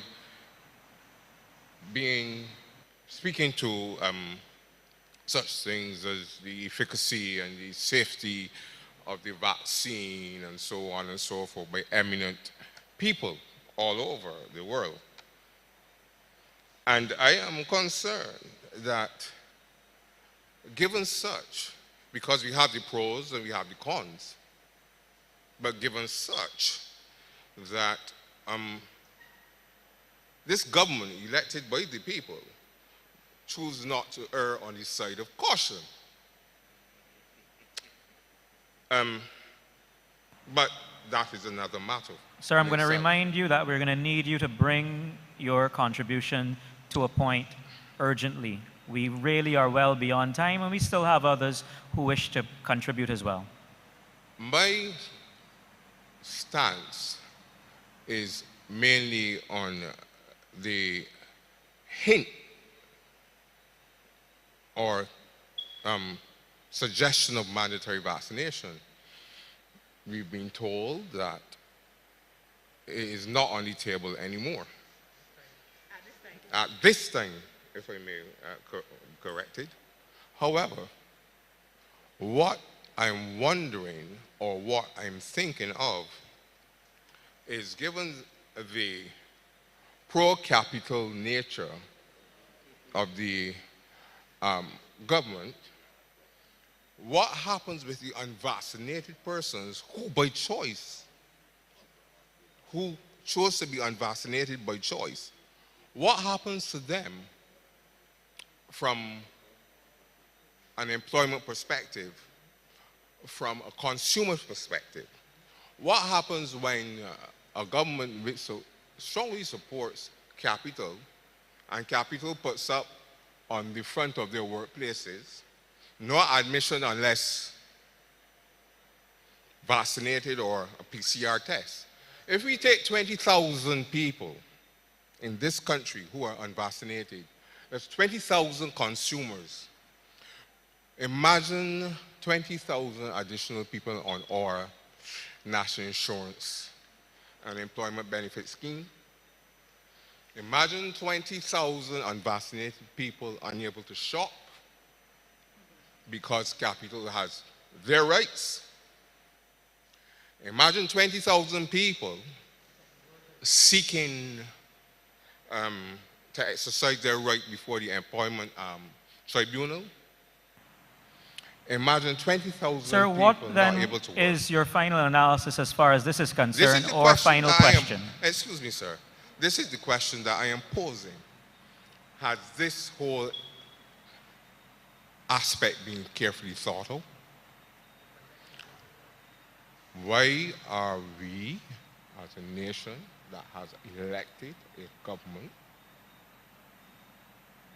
not seeking through the social partners on matters such as this in going forward? This is what I am finding to be rather disconcerting.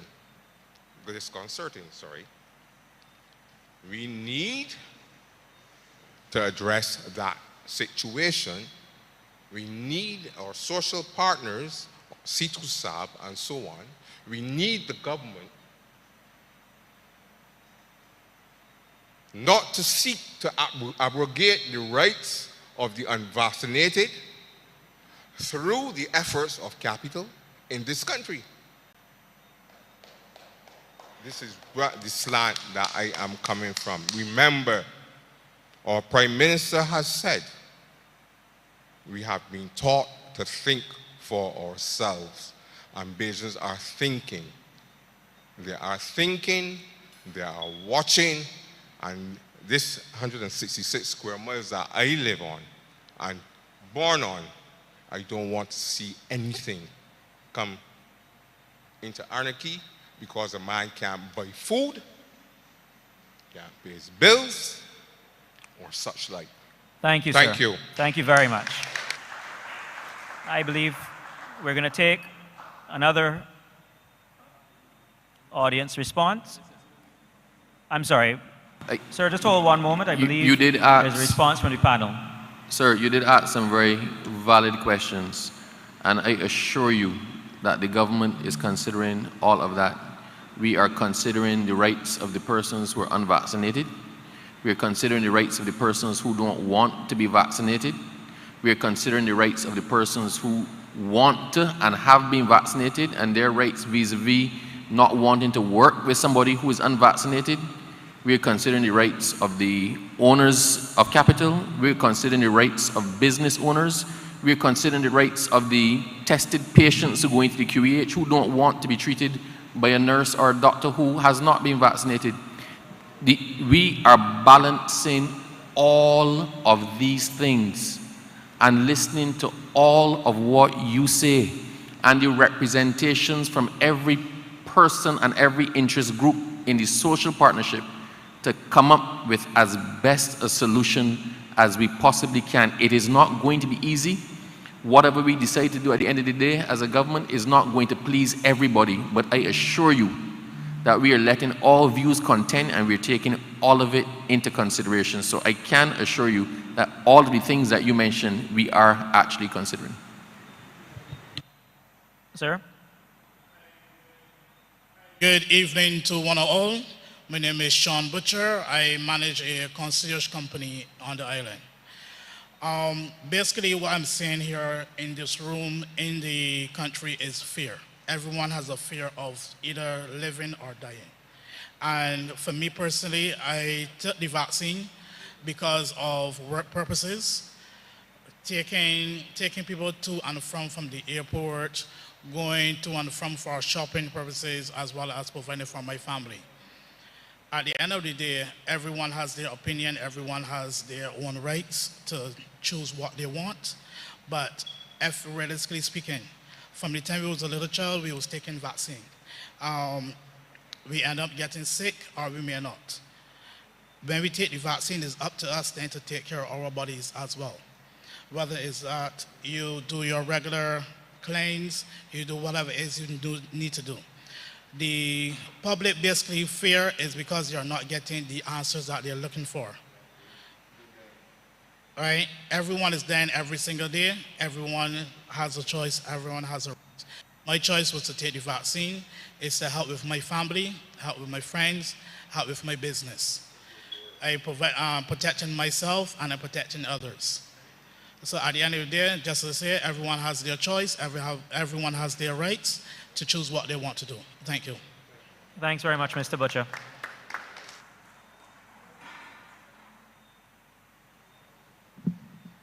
Good evening, members of government, members of the panel, the listening audience. My name is Brother Abdul Rahman.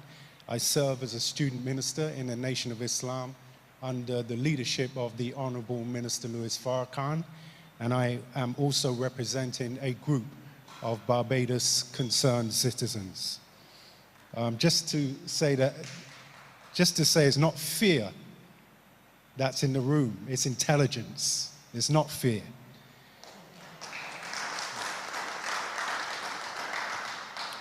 Now, the following data comes directly from reports submitted to the Vaccine Adverse Events Reporting System, or VAERS, which is the primary government-funded system for reporting adverse vaccine reactions in the US.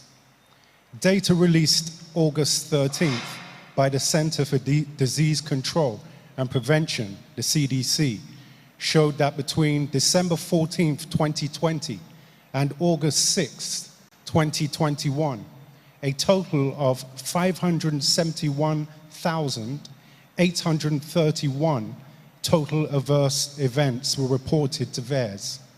This number included 12,791 deaths and 77,490 reports of serious injury. US deaths reported as of August 6, 13% occurred within 24 hours of vaccination. 19% occurred within 48 hours of vaccination, and 33% occurred in people who experienced an onset of symptoms within 48 hours of being vaccinated. Now, in terms of adolescents, this week's US data for 12 to 17-year-olds showed 16,408 total adverse events, including 983 rated as serious and 18 reported deaths. 2,424 reports of anaphylaxis among 12 to 17-year-olds, with 99% of cases attributed to Pfizer vaccine. 419 reports of myocarditis and pericarditis, heart inflammation, with 414 cases attributed to Pfizer vaccine. 81 reports of blood clotting disorders, with all cases attributed to Pfizer vaccine.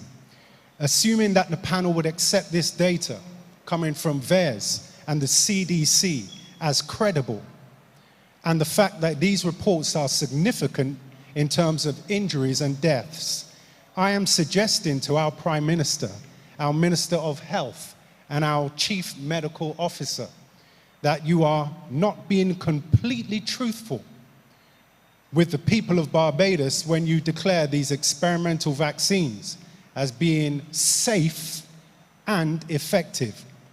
How can you declare them as such when you know, and we know also, that they have not endured the proper clinical trials to prove them as such? These vaccines are new, unapproved, and investigational, approved for emergency use only. I also ask our Ministry of Health to stop attempting to suggest to the people that these vaccines, the mRNA in particular, are the same as the traditional vaccines that have been administered to generations of Barbadians. They are not. The messenger RNA is a completely new and experimental protocol.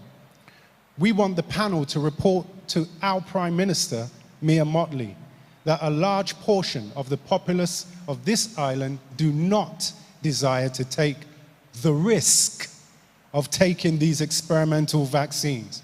In addition, we urge our government to ensure that the powerful lobby of the social partnership, which we know is just a pretty sounding word for corporate Barbados, does not supersede the wishes of the majority of the Barbadian people. We demand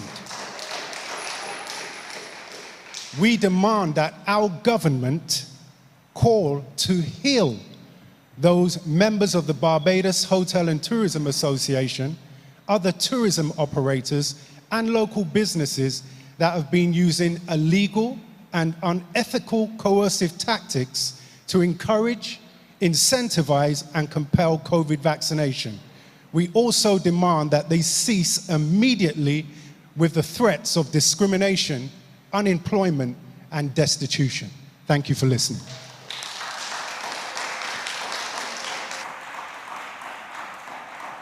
Thank you, Mr. Rahman. I think we have now the final presentation for the afternoon, for the evening, I'm sorry. Good evening. My name is Mary Clark. Yes, Laba. I am peeved this evening at our fellow Barbadians. Very peeved. Because I am looking at a disgruntled and ungrateful section of Barbados.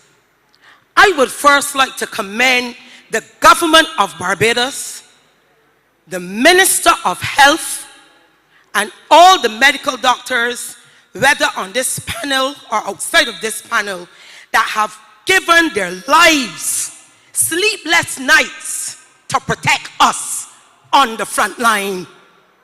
I work on the front line with your children. And it is hard to come here night after night and hear a pack of concerned citizens try to pull down the government and the medical profession.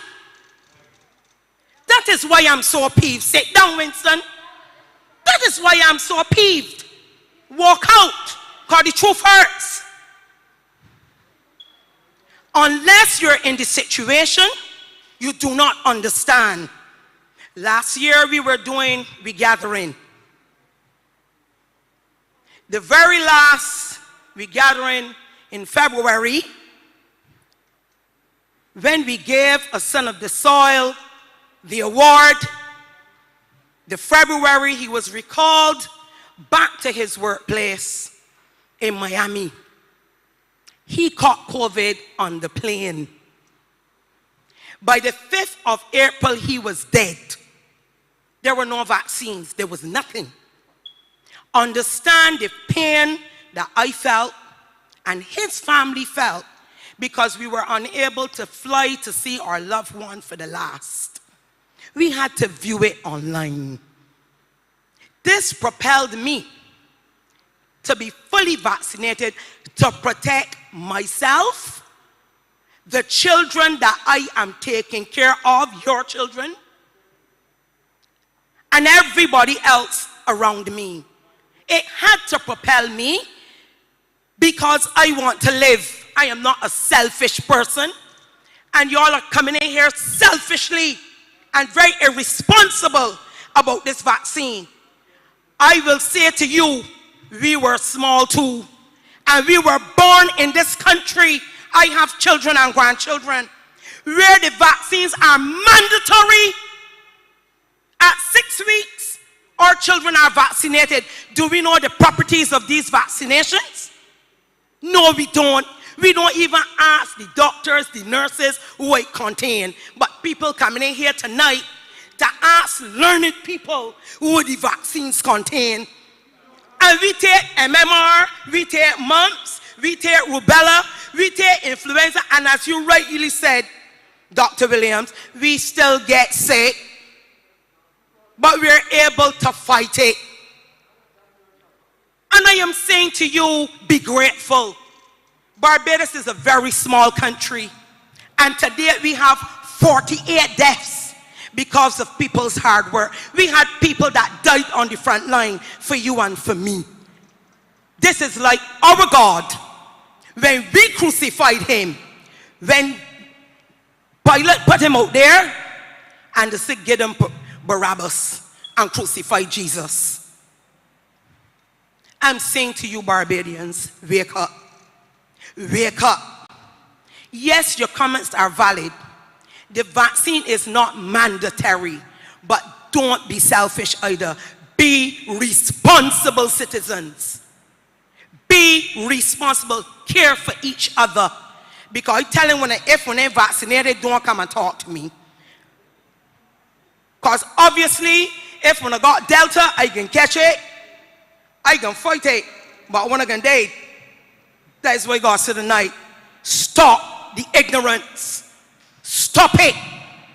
And let us be grateful for what we as a small island has achieved since we had this shutdown. And let me go even a little further, man, to tell you all, right?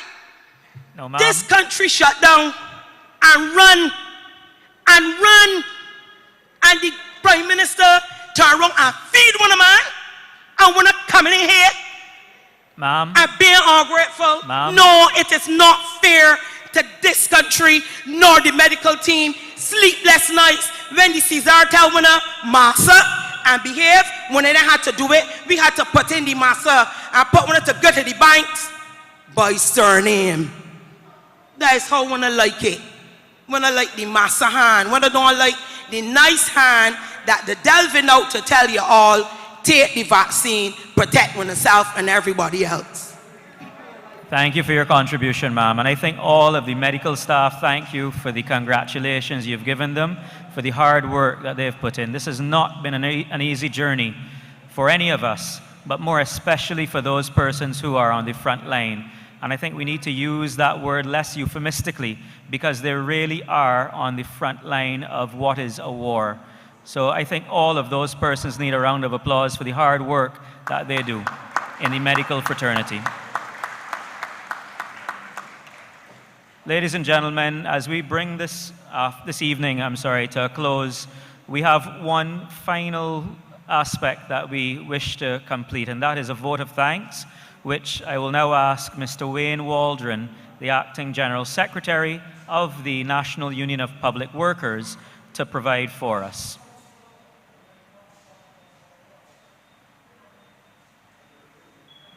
I hope I don't need to ask you to be brief, Mr. Waldron.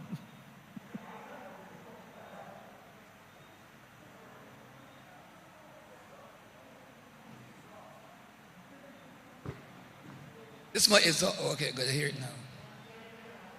All right, gives me pleasure to give the vote of thanks to the Honorable Santia Bradshaw, Minister, Prime Minister Acting, the Honorable Wilfred Abrams, Attorney General Acting, and also Minister of Home Affairs, Information and Public Affairs.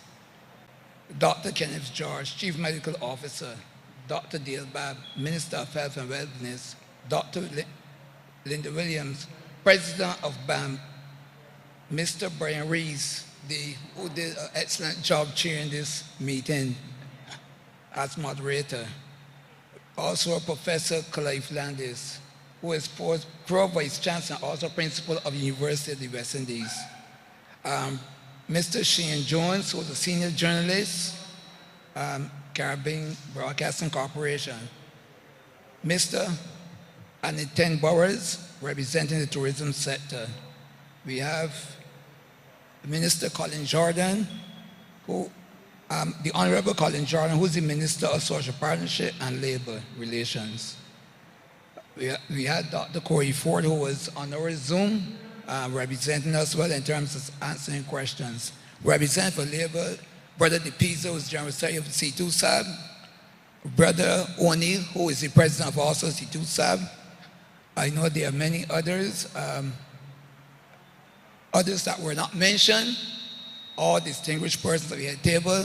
Ladies and gentlemen, it gives me great pleasure to bring this vote of thanks to this important town hall meeting, to hear the open views, to open the democratic process. We had some emotional presentations. This is what it's all about. We respect every person's view, but we know that these town hall meetings serve the purpose of getting the views out so that a determination can be made on the way forward for vaccination. We would have fair labor position that we respect the process of freedom of supporting the vaccination, but at the same time, giving the freedom of choice. We have heard the technical side, giving the knowledge of the vaccination program and the benefits, and we will hear persons in the audience giving their reservations about the pros and cons about the vaccination. But all were respected, and this is what democracy is about. So again, it's my pleasure. It has been a very candid and very participatory session. I would look forward to the final session. On Sunday is one more session that we would have, and we will continue to be very open in our views and very democratic, and therefore, as I close, I wish everyone travel safely to their journey, and we look forward to further participation in these sessions. Thank you very much. Thank you very much, Mr. Waldron. Now, though we've come to the end of this evening's proceedings, I wish to share with you that the presentation by the Ministry of Health will be available on the Government Information Services website subsequently to this evening's event, along with as many of the responses to the plethora of online questions and remarks that were posed as well. We weren't able to answer all of those questions nor respond to all of the remarks online, but where possible we will try to have those on the Government Information Services website. We will continue to engage with you across the island. We do have one more session, which will be held at the Combermere School on the 18th of August, on Wednesday, from 5 p.m. until 8 p.m. And again, that will be accessible online as well. I want to thank you for joining with us in this very important consultation and dialogue this evening. We look forward to hearing more from you. We look forward to the final town hall meeting, and we will ensure that this information is worthwhile and is used to the benefit of all Barbadians as time goes on. Thank you, and have a safe evening.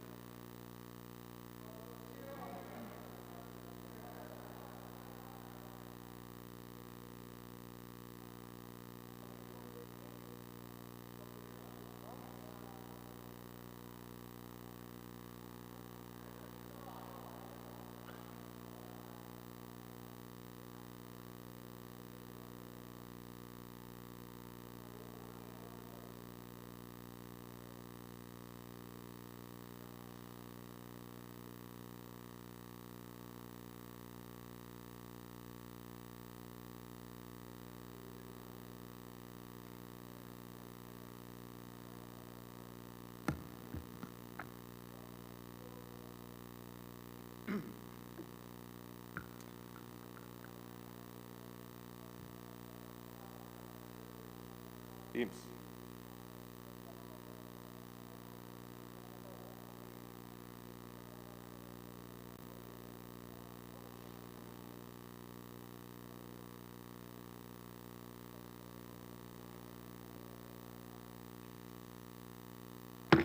Session resumed.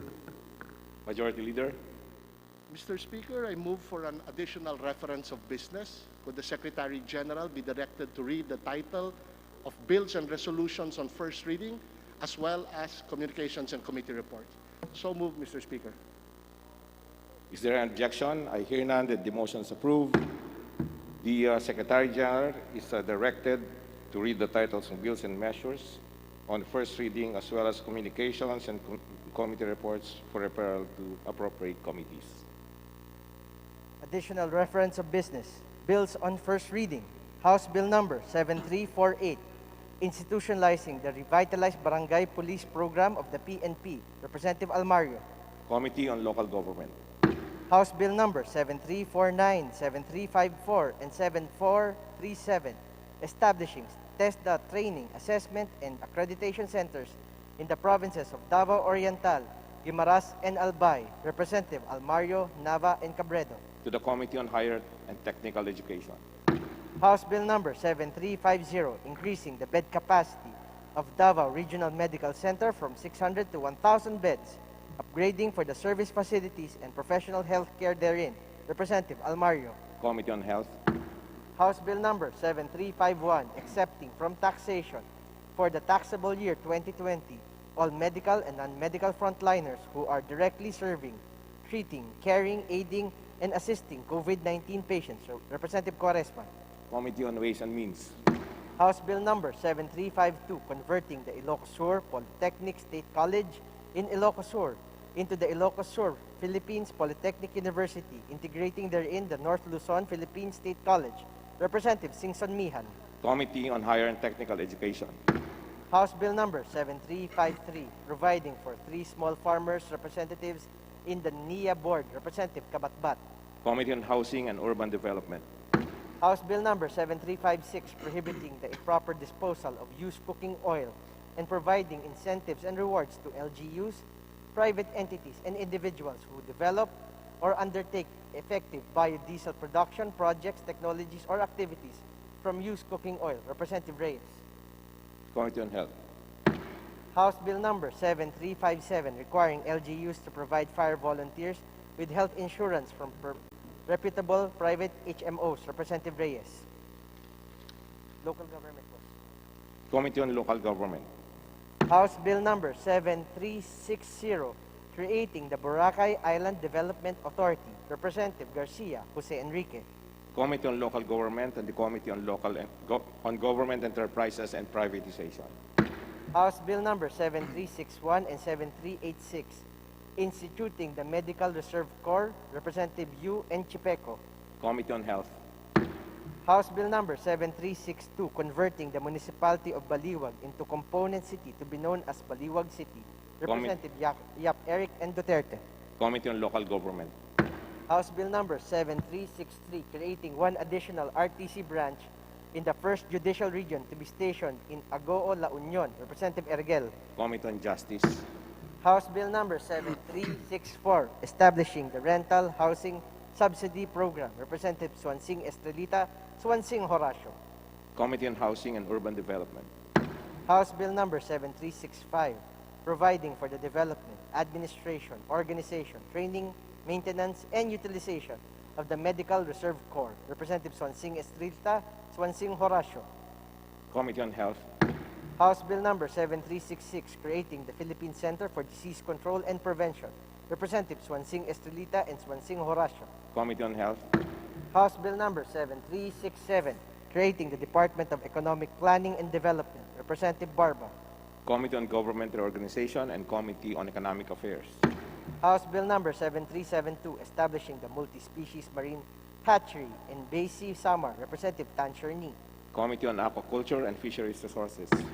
House Bill Number 7373, amending the Code of Conduct and Ethical Standards for Public Officials and Employees, providing for statements and disclosure. Representative Villa. Committee on Civil Service and Professional Regulation. House Bill number 7374, authorizing the DOH to carry out programs and grants regarding the prevention, management of asthma and related respiratory problems for low-income families and communities. Representative Villa. Committee on Health. House Bill number 7375, providing incentives to all barangay officials. Representative Villa. Committee on Local Government. House Bill number 7376, defining and penalizing the crime of criminal neglect of vulnerable elderly persons, or a PWD. Representative Villa. Committee on Justice. House Bill number 7377, providing for a coastal tourism planning development program. Representative Villa. Committee on Tourism. House Bill number 7376, regulating crematories. Representative Villa. Committee on Social Services. House Bill number 7379, establishing welfare homes for destitute persons. Representative Villa. Committee on Housing and Urban Development. House Bill number 7380, providing for digital education. Representative Villa. Committee on Basic Education and Culture. House Bill number 7381, prohibiting the importation of products made with dog or cat fur, including their sale, manufacture, offer for sale, transportation, and distribution in the Philippines. Representative Villa. Committee on Trade and Industry. House Bill number 7382, amending Section 463 of the Local Government Code of 1991. Representative Villa. Committee on Local Government. House Bill number 7387, converting the Salvacion Opus Iñiguez Memorial Provincial Hospital in the city of Maasin, Southern Leyte, into a tertiary level 3 hospital to be known as Salvacion Opus Iñiguez Memorial Medical Center. Representative Mercado, Romualdez Sieda, Romualdez Ferdinand. Committee on Health.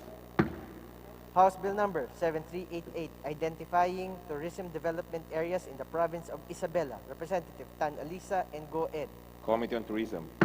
House Bill number 7389, establishing agricultural scholarship and return service program for deserving students. Representative Kabatbat. Committee on Higher and Technical Education. House Bill number 7390, making the position of municipal agriculturist mandatory in municipalities. Representative Kabatbat. Committee on Local Government.